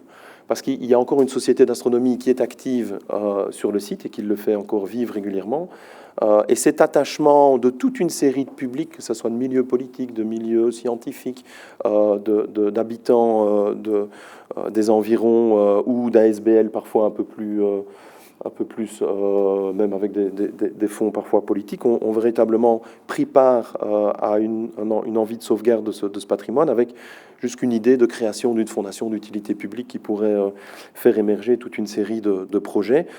Et effectivement, la faculté d'architecture a été appliquée à l'époque par le ministre pour donner quelques idées de reconversion, de réhabilitation de ce patrimoine. Et donc les étudiants ont pu laisser libre cours à leur imagination et donner des pistes, en tout cas un champ possible. Évidemment, ce sont des travaux d'étudiants, rien n'est budgété derrière. Le but est d'avoir vraiment une séance d'idéation. Et à l'heure actuelle, cet observatoire est malheureusement, ou heureusement, il faut voir ce qu'il en est vendu, mais ça, je ne vais pas rentrer sur l'élément de débat. Mais tout ça pour vous montrer que nous avons ici un objet qui n'est pas visitable, pour lequel beaucoup de personnes s'y intéressent, veulent donner leur avis, mais pour lequel, en fait, tous ces groupes n'ont jamais eu l'opportunité d'aller véritablement sur le site, voir à quoi il ressemble. Et donc, c'est vraiment une sorte de vue un peu de l'extérieur qui existe à l'heure actuelle. Et c'est véritablement ce qu'on a voulu un peu challenger dans le cadre de cette recherche, et de se dire, mais si on arrivait, grâce aux technologies du numérique, à donner accès à ce site, à tous ces publics, qu'est-ce qu'on peut en sortir ? Et c'est là où, en termes d'acquisition, comme je vous l'ai dit, on a mis en place tout un protocole qui combine de l'acquisition terrestre, de l'acquisition drone, photogrammétrique et LIDAR, et pour lequel nous avons obtenu en fait 2 produits. Un premier produit qui est un nuage de points complet qui documente le site, et le deuxième produit qui est une application web dans lequel on a des panoramas à 360 degrés qui est combiné au nuage de points qui permettent de faire tout un élément de mesure. Et à partir donc d'une extension de cette application qui, elle, est en open source, on a donné la possibilité aux utilisateurs d'aller taguer et d'aller identifier toute une série d'éléments qui leur paraissent être significatifs en termes de valeur sur le patrimoine. Et donc, pour ce faire, finalement, dans toute notre chaîne de traitement, et je mets chaque fois exprès le modèle de données... 10 minutes, oui, je vais y arriver. J'ai mis en exergue tout le modèle de données finalement de cette collecte pour vous montrer que chaque élément que nous collectons doit arriver quelque part dans ce modèle de données. Et c'est parfois un challenge aussi d'arriver à faire en sorte que tout ça se collecte comme il faut. Et donc on a créé différents panels d'utilisateurs, de ceux qui connaissent le site, de ceux qui ne le connaissent pas, avec des âges et des lieux de résidence qui sont plus ou moins contrôlés. Et on leur a fait utiliser notre système dans lequel, finalement, voilà une des vues. On leur a demandé, dès qu'ils voyaient quelque chose qui leur semblait intéressant, et donc ils pouvaient comme ça déambuler sur le site, à l'intérieur, à l'extérieur. Et on leur a simplement demandé de décrire ces différents éléments avec une petite description rapide et simplement le quoi et le pourquoi. Et donc ces éléments qui sont volontairement à l'heure actuelle laissés très ouverts en termes de texte sont analysés par la suite. Et évidemment, à partir de quelques grandes catégories, vous voyez que les points d'intérêt commencent à se marquer tout de suite sur des éléments qui sont dégradés avec une perception parfois un peu plus négative ou une perception parfois un peu plus positive. Et au fur et à mesure des enquêtes et des travaux, on commence à géolocaliser comme ça tous les points de vue d'éléments de valeur qui sont identifiés. Et après, pour être tout à fait complet, alors là, en termes de protocole d'interrogation en sciences humaines, on a eu, comme c'était des panels de tests, un questionnaire avec eux pour valider aussi l'efficacité de l'outil et leur perception d'utilisation par rapport à l'outil. Et donc, on avait comme ça une certaine liste de participants avec leur perception et parfois leurs difficultés, toute une liste de points d'intérêt qui était très, très globale. Et c'est là où on a passé tout ça dans une petite moulinette et une petite machine qui nous permet préalablement, donc quand je parle de petite moulinette, c'est en fait un modèle de langage d'intelligence artificielle qui nous a permis donc de faire un lien entre les éléments de valeur détectés et une classification de valeur qu'on utilise beaucoup, qui est celle de Friedheim-Calaf. On a utilisé aussi des outils un peu plus de SIG qui nous permettent de créer des cartes de représentation, des éléments qui sont finalement un peu des hotspots, donc c'est une carte de chaleur, ça, sur les lieux d'identification, en fonction également des participants. Et on a calculé alors différents opérateurs, comme ici ce fameux indice de Morand qui donne une idée de l'autocorrélation spatiale, et donc de voir si des éléments de valeur proches les uns des autres avaient une tendance spatiale à être localisés proches les uns des autres, et on a vu qu'il y avait une certaine autocorrélation qui pouvait se dessiner dans certains cas. Ici, le graphique que je montre, évidemment, ne le montre pas, mais il y en a où cet indice est très pertinent. Donc vraiment, en termes de protocole méthodologique, on peut montrer l'ensemble de ces différents éléments qui sont repris ici. Je vais regarder, voilà. Donc, en termes de conclusion de cette analyse, qui est vraiment première expression d'un protocole un peu méthodologique qui peut être fait, l'idée était vraiment de tester la faisabilité et la véracité de ce type d'outil. Et donc ici, notre objectif maintenant, évidemment, de l'ouvrir un peu plus à d'autres cas de patrimoine. Alors, comme vous le savez, la faculté d'architecture est sur le site de la caserne Fonck et nous avons un grand projet de construction d'une nouvelle aile pour accueillir nos étudiants. On est en train de tester avec toute une série de publics également cet outil sur le site de notre faculté pour tester dans différents cas d'études et donner comme ça une évaluation patrimoniale in fine aux architectes qui développent le projet, qui inclut vraiment cette dimension de public supplémentaire qui est véritablement très très instructive et qui amène parfois vraiment à re-questionner les perceptions et les modes de perception que nous avons de certains éléments. Le deuxième cas d'étude, et dans les 8 minutes à mon avis qui me restent, que je souhaite vous présenter, finalement lie aussi sur cet élément et sur toute une série d'éléments qui ont été présentés par Florent, qui est de se dire également, mais quand on a cette base de connaissances et qu'on veut la mettre en médiation, est-ce que c'est uniquement un expert à un moment donné qui doit choisir les types d'informations qui sont mises en médiation?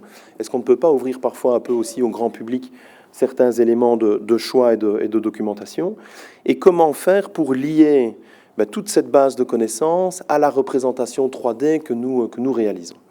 Et à partir de cette première question et de ces deux éléments de point de vue, on a eu l'occasion, les quelques dernières années, de collaborer donc vraiment sur ces deux dernières étapes avec l'Université de Lille, donc avec Marc Gilles, et avec la société Olusion, donc avec Thibaut Guillaumont, plus beaucoup d'autres partenaires que je ne citerai pas, sinon je vais finir par en oublier.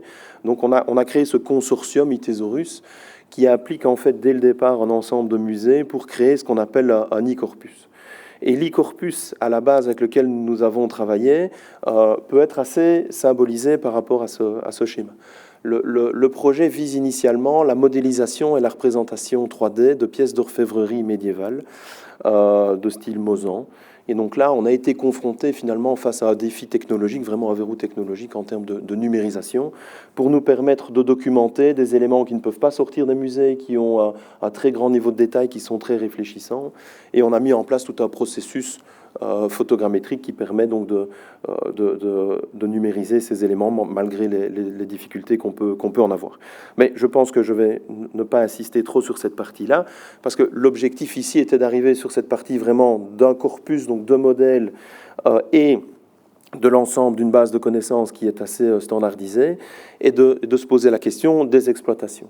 Et donc c'est véritablement ce schéma ici de se dire, mais on a un corpus standardisé, mais à partir de ce modèle unique, quelles sont toutes les exploitations que nous pouvons en donner en termes de recherche, en termes de médiation et en termes de reconstruction d'éléments qui sont parfois disparus. Et je pense que cette double vision finalement de l'exploitation, à la fois pour la communication vers le grand public et pour la recherche, est intéressante parce que ce sont des interfaces qui ne doivent pas nécessairement être complètement distinctes. Et c'est ce que nous avons essayé de mettre en place dans le cadre de ce projet. Je vais vous montrer quelques visuels juste par la suite. La deuxième phase du projet a concerné évidemment cet enrichissement sémantique. Alors, moi je l'appelle comme ça. Florent parle de relations et d'interrelations avec les historiens et de création de connaissances. Je pense que c'est la même manière de dire deux choses. Et il est évident que cette réflexion et cette collaboration en termes d'enrichissement sémantique doit être faite dès le début. Ce n'est pas d'abord une phase de numérisation pour donner un objet numérisé aux historiens en leur disant « amusez-vous avec ». Il y a vraiment ce travail historien ou historien de l'art qui doit être fait conjointement. Mais ça crée, ça augmente et ça allonge évidemment la taille de nos différentes données, qui sont ensuite mis en place à mon point de vue, dans différents niveaux de médiation, différentes strates de médiation. Parce que, ça je l'ai très bien constaté, quand on a commencé à discuter sur des cas d'orfèvrerie avec des spécialistes du domaine, un émau en champ levé, une nielle, etc., pour moi, géomaticien, ne me dit pas grand-chose. Maintenant, un peu plus. Et là, il y a véritablement un besoin de simplification de l'information à un moment donné pour pouvoir la diffuser.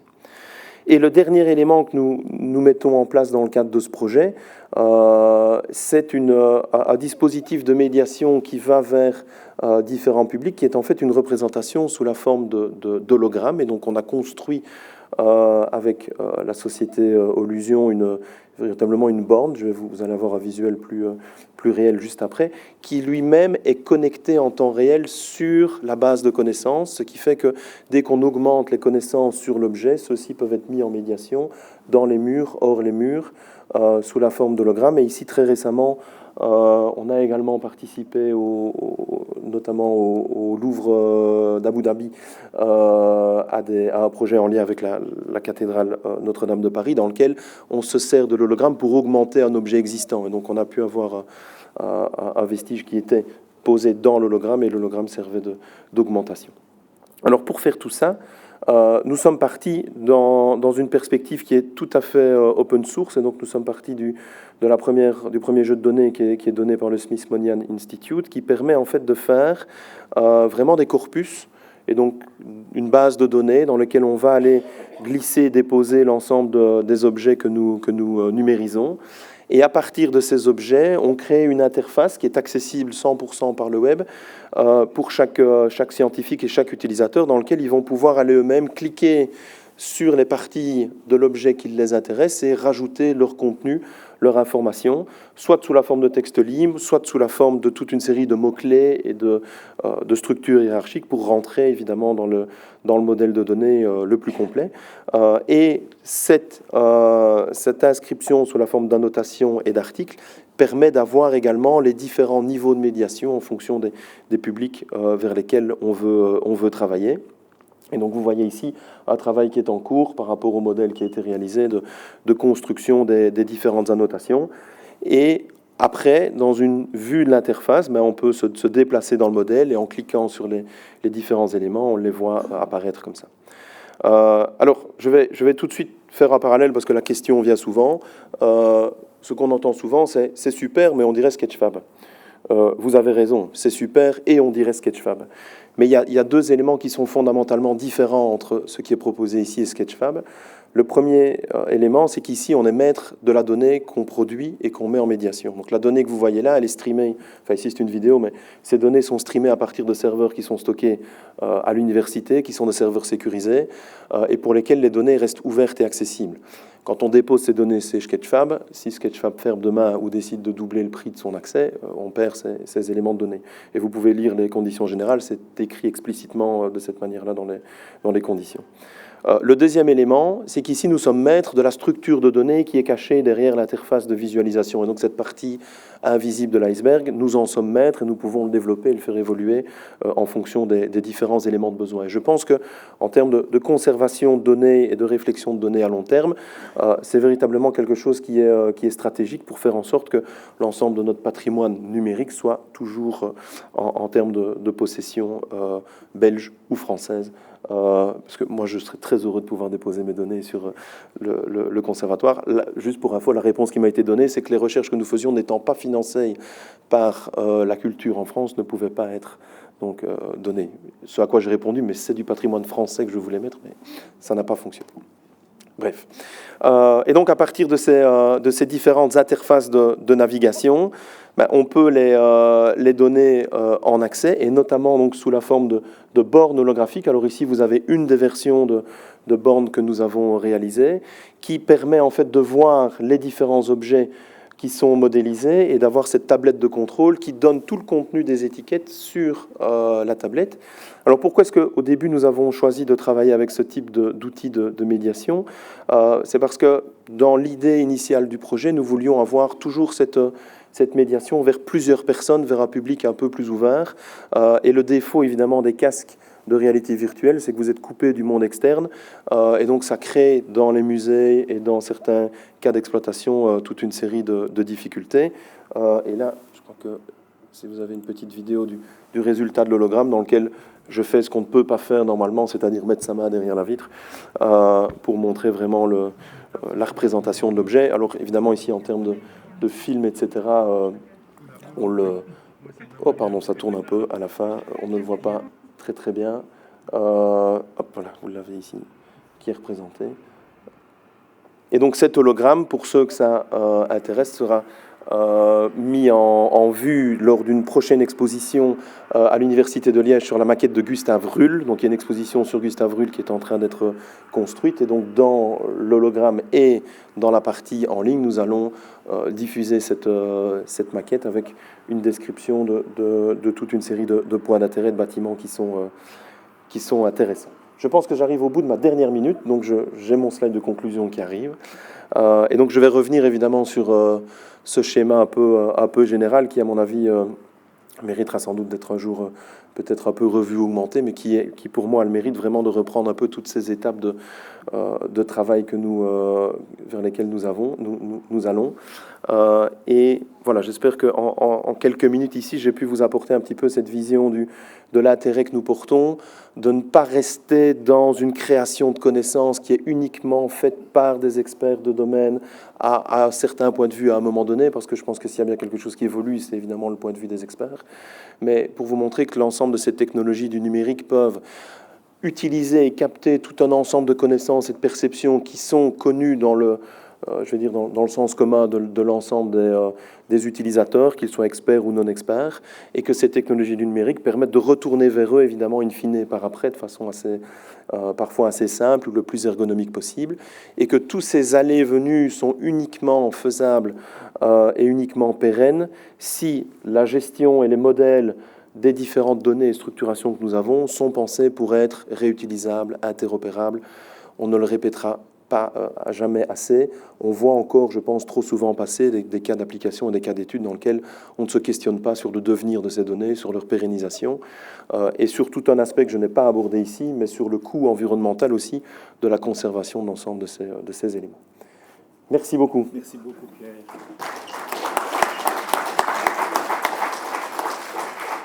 Alors, pour terminer la matinée, on va donner la parole à Valentin Pingler, qui a fait son mémoire avec Pierre Allot, et sur un cas concret dans le fort de Tancrémont ou de Flémal. Voilà.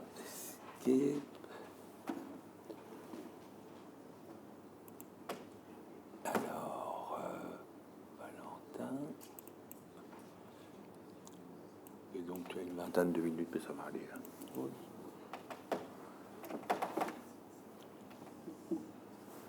Et voilà. Et donc, tu as pour faire avancer, reculer et pointer.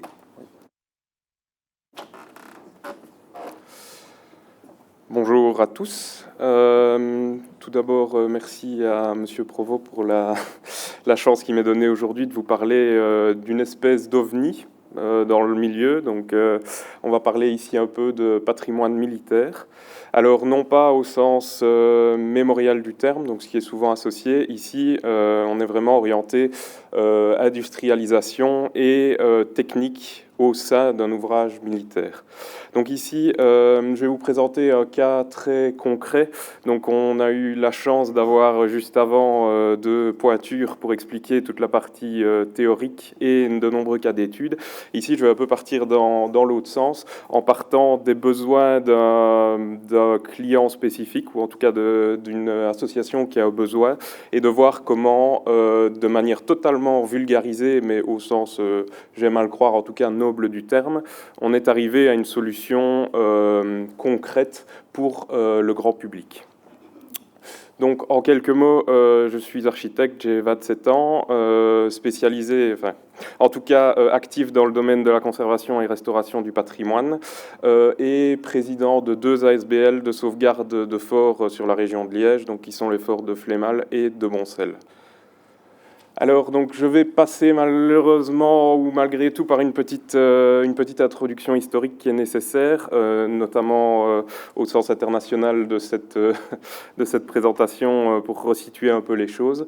Donc, en 1830, la Belgique est créée avec un défaut majeur, c'est qu'elle se situe entre de nombreux pays qui se sont toujours cognés dessus à toutes les époques et qui n'ont pas l'intention d'arrêter de le faire malgré la création de la Belgique. Donc, on peut voir sur la première image qu'en plus, on a le sillon Sambre-et-Meuse qui passe grosso modo d'Allemagne à la France et qui est une voie d'invasion parfaite.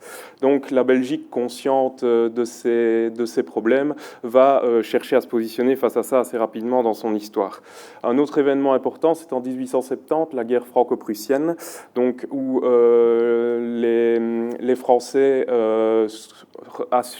ont une cuisante défaite et qui vient à leur faire perdre notamment l'Alsace et la Lorraine.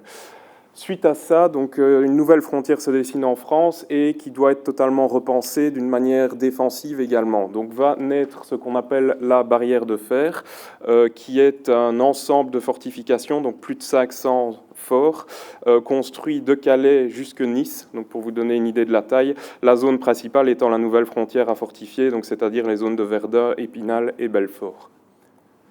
Donc cette barrière de fer va tellement bien marcher, en tout cas d'un point de vue psychologique, que l'Allemagne n'attaquera plus jamais par là. Donc la ligne Maginot par la suite viendra compléter et prendre le relais de cette défense. Mais donc les Allemands ne vont pas chercher à passer à travers ces nouvelles fortifications. Donc en 1886, la Belgique vote les crédits de défense pour la Meuse, parce que qu'est-ce qui reste comme choix aux Allemands s'ils veulent attaquer nos pays, enfin la France surtout, c'est soit de passer par la Belgique, soit de passer par la Suisse. La Suisse étant quelque peu vallonnée, ils vont bien sûr choisir la facilité en passant par la Belgique. Donc ceci va amener en 1888 à 1892 à la construction des forts de la Meuse. 12 forts autour de Liège, 9 autour de Namur. Il y a en plus des forts qui sont construits autour d'Anvers, mais ça on n'en parlera pas dans le cadre de cette présentation. Et donc à l'époque, on est vraiment sur, en termes d'industrialisation, la pointe de la technologie. Donc en 1892, on a dans nos forts belges ce qui se fait de meilleur au monde, on peut le dire à l'époque. Malheureusement, de 1892 à 1914, c'est un système qui, faute de crédit et pour des raisons notamment politiques, ne va plus évoluer. Donc quelque chose qui était au point en 1892 va se retrouver malheureusement suite au progrès de l'artillerie en 1914 à quelque chose qui est malheureusement en grande partie périmé. Ça, c'est un peu dommage. Mais voilà, c'est comme ça que ça va se passer ici, en tout cas pour la Belgique. Donc la position fortifiée de Liège et ces 12 forts qui ont pour but de verrouiller la ville de Liège le long de la Meuse. Donc, quand je parle de fort périmé, entre guillemets, donc le 15 août 1914, le fort de Lonça, qui est peut-être connu, ou en tout cas qui est un de ceux des plus connus, explose suite à un obus allemand de 42 cm, alors que les forts étaient dimensionnés pour du 21 cm.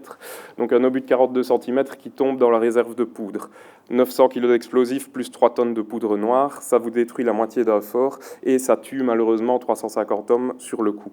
Donc aujourd'hui, le fort de Lonça, qui est nécropole nationale, se présente sous la forme d'un demi-fort et d'un énorme cratère. Donc en 1918, la Belgique, après 4 ans de guerre, récupère ses vieux forts.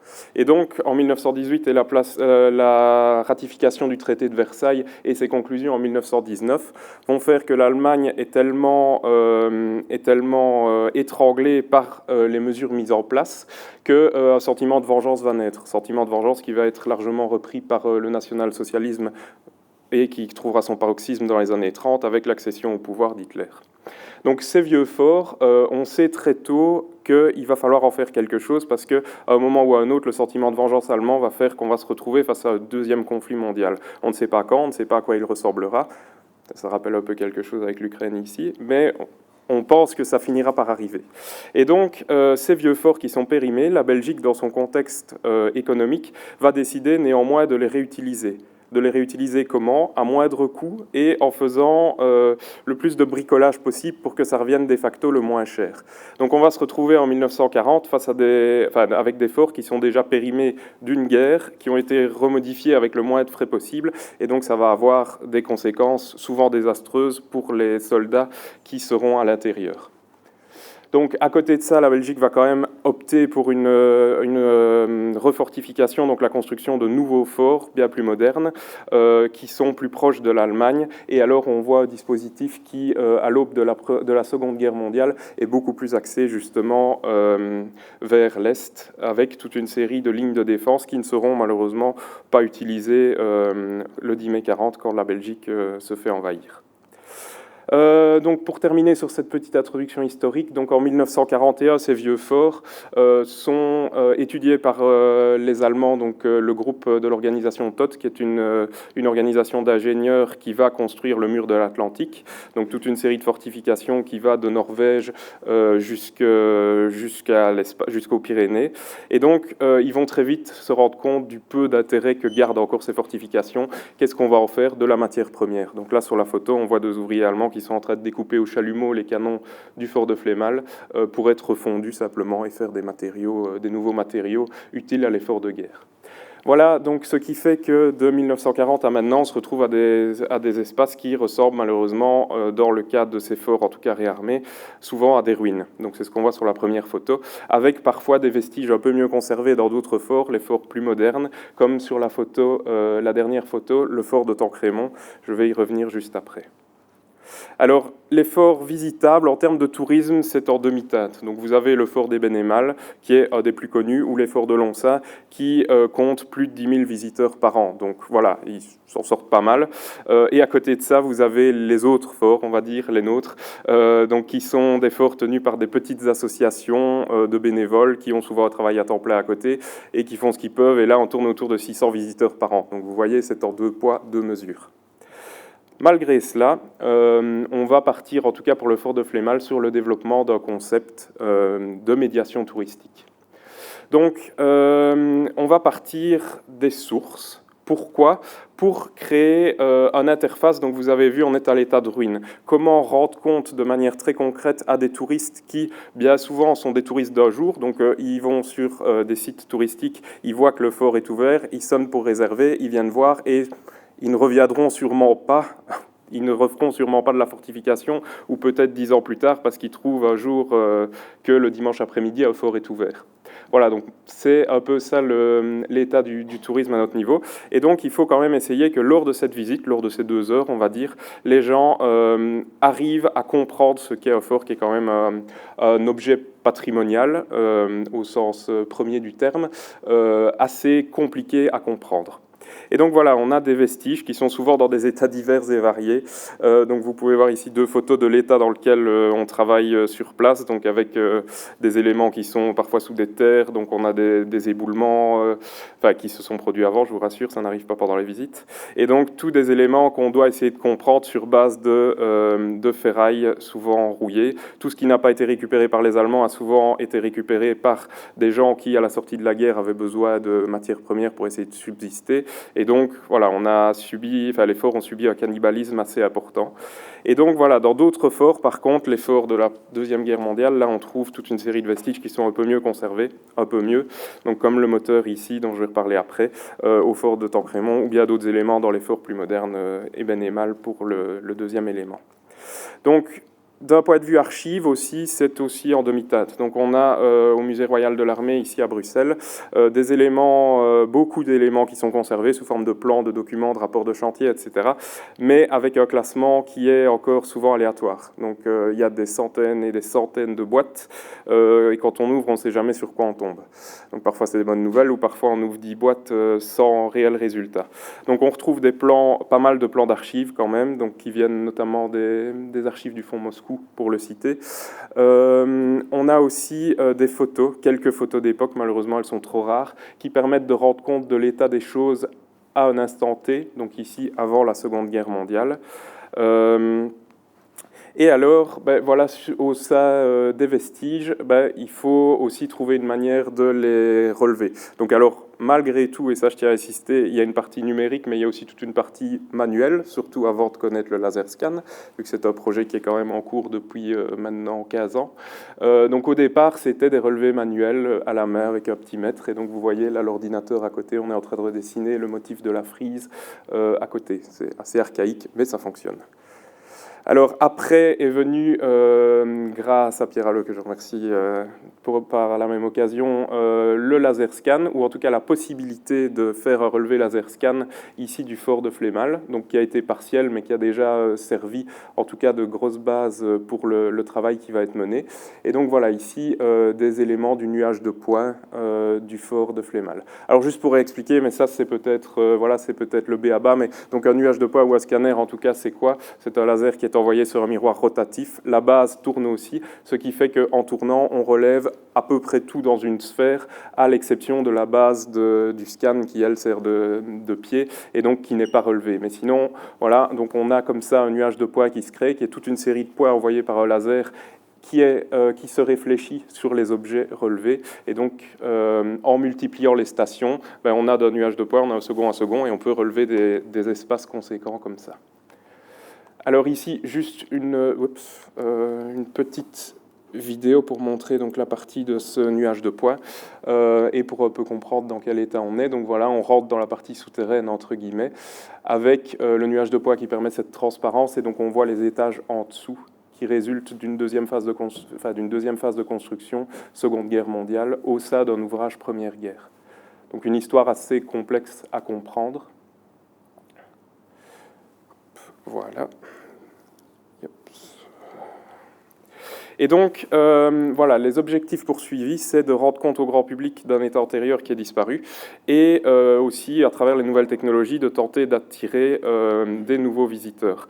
Donc pour ça, on a créé le VR40 Experience Tour, parce qu'en anglais, ça donne toujours mieux, et donc qui est une solution de réalité virtuelle à travers des casques qui, lors d'une visite guidée classique, donc on garde l'interface avec le guide qui nous paraissait très important, parce qu'un guide, ce sont des anecdotes, c'est quelqu'un qui peut adapter ses visites en fonction du public rencontré, et donc comme ça, on peut interagir avec les visiteurs, mais là où bien souvent, quand vous visitez un fort, on vous montre une petite farde avec des fiches plastiques dans lesquelles vous avez des plans mal photocopiés, ici, on a décidé de s'orienter sur un système de casque de réalité virtuelle.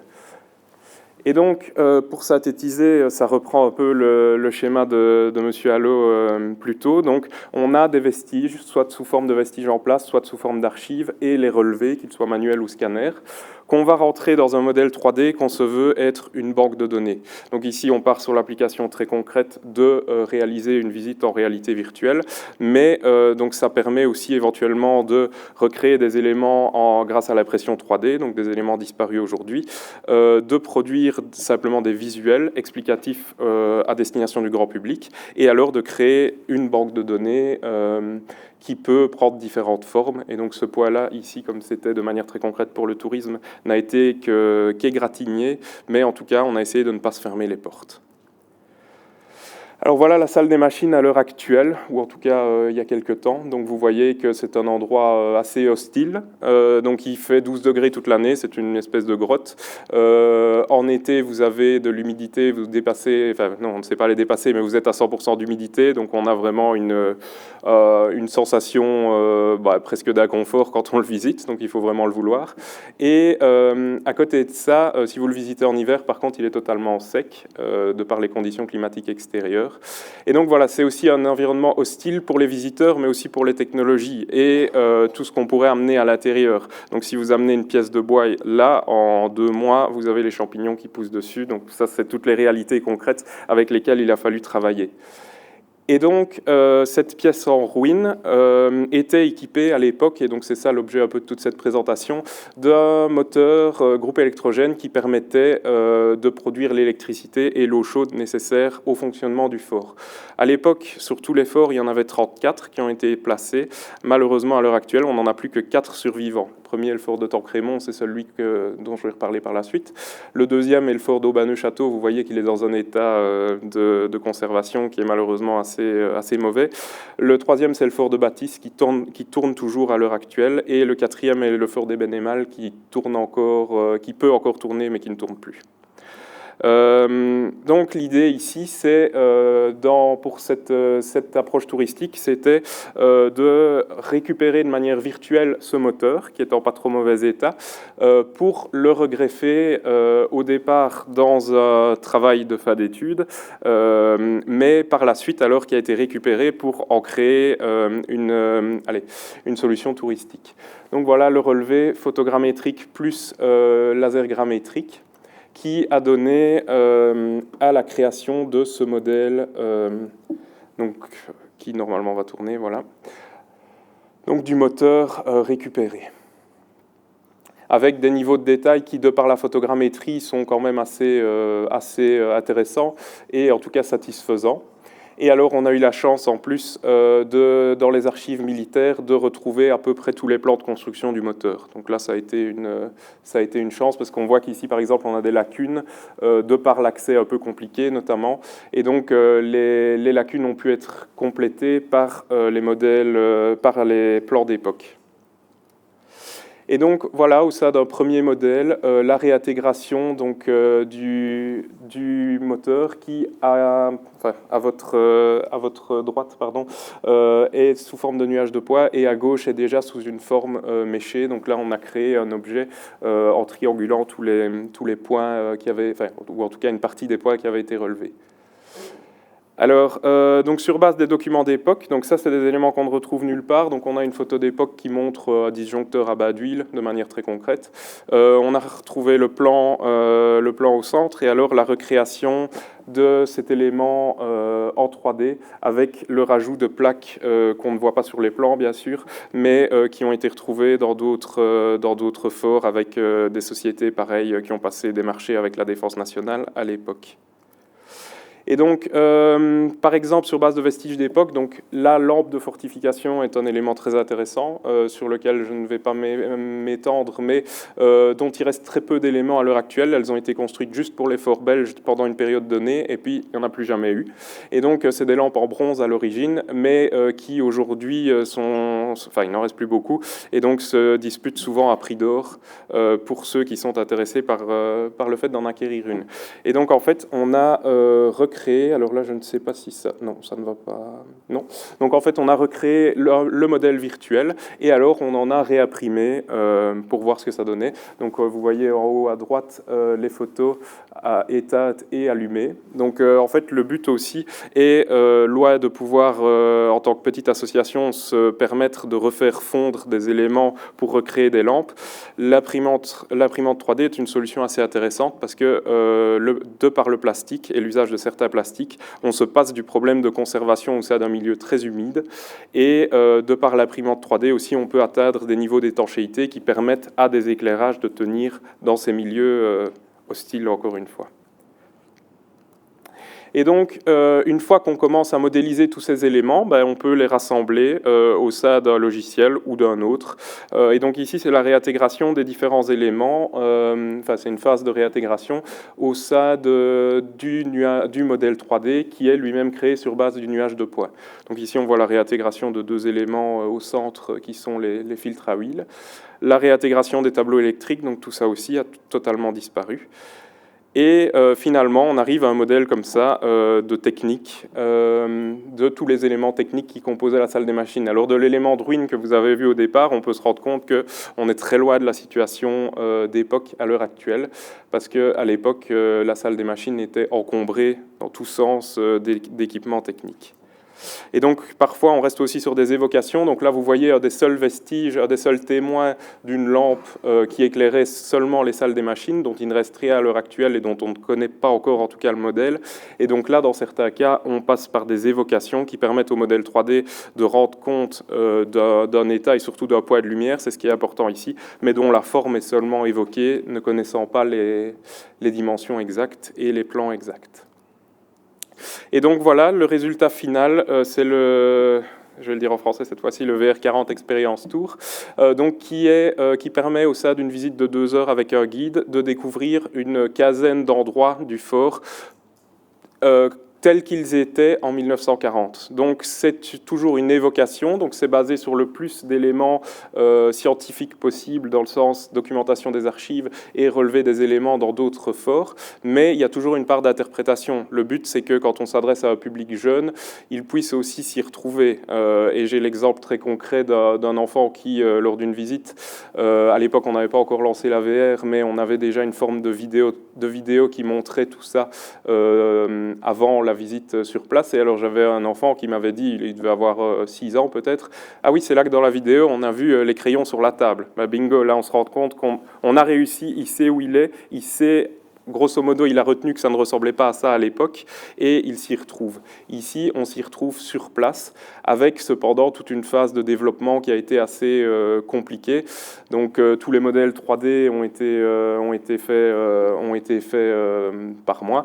Ensuite, rendus réalistes également. Et alors au moment de l'interface pour la réalité virtuelle, là, on est arrivé en tout cas au bout des compétences que j'avais. Donc on est passé par une firme liégeoise, une start-up qui s'appelle Nearly, et qui, elle, était spécialisée dans les reconstitutions virtuelles d'espaces à destination des agents immobiliers.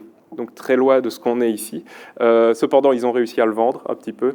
Et donc, avec des problématiques très concrètes aussi, du fait qu'on n'a pas de réseau à l'intérieur, par exemple. Le géopositionnement donc, ne fonctionne pas, si ce n'est les boussoles, les gyroscopes internes des téléphones. Et donc ça, c'est tous des problèmes concrets qu'il a fallu régler. Et donc la firme ne s'attendait pas, quand elle a eu la commande initiale, à devoir passer par toute une phase sur terrain aussi importante, parce qu'il y avait des problèmes concrets qu'on n'arrivait pas à régler.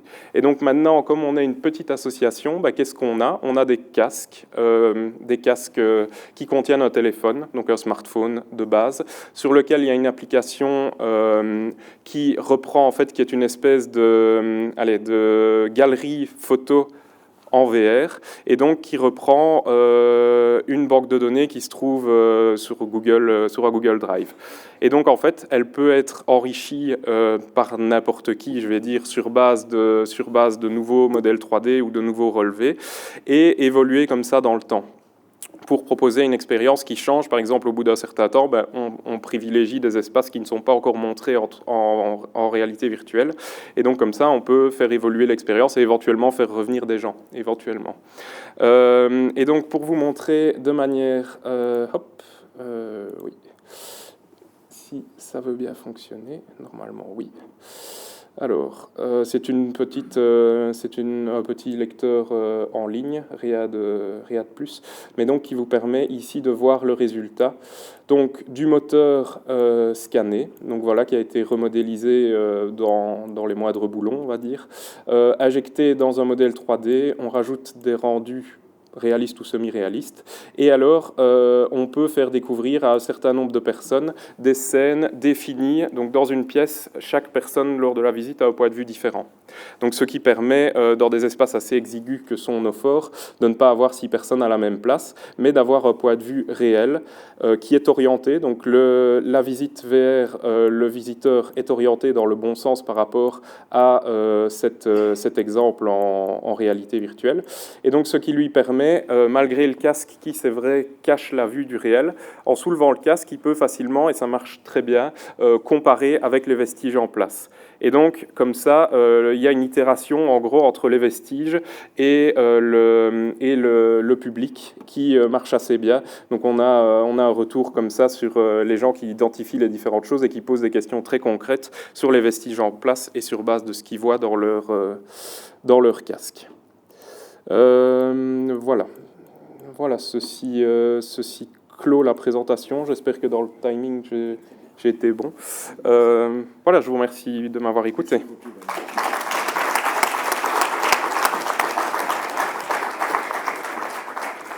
Merci beaucoup pour cet exposé qui complète très bien les deux précédents.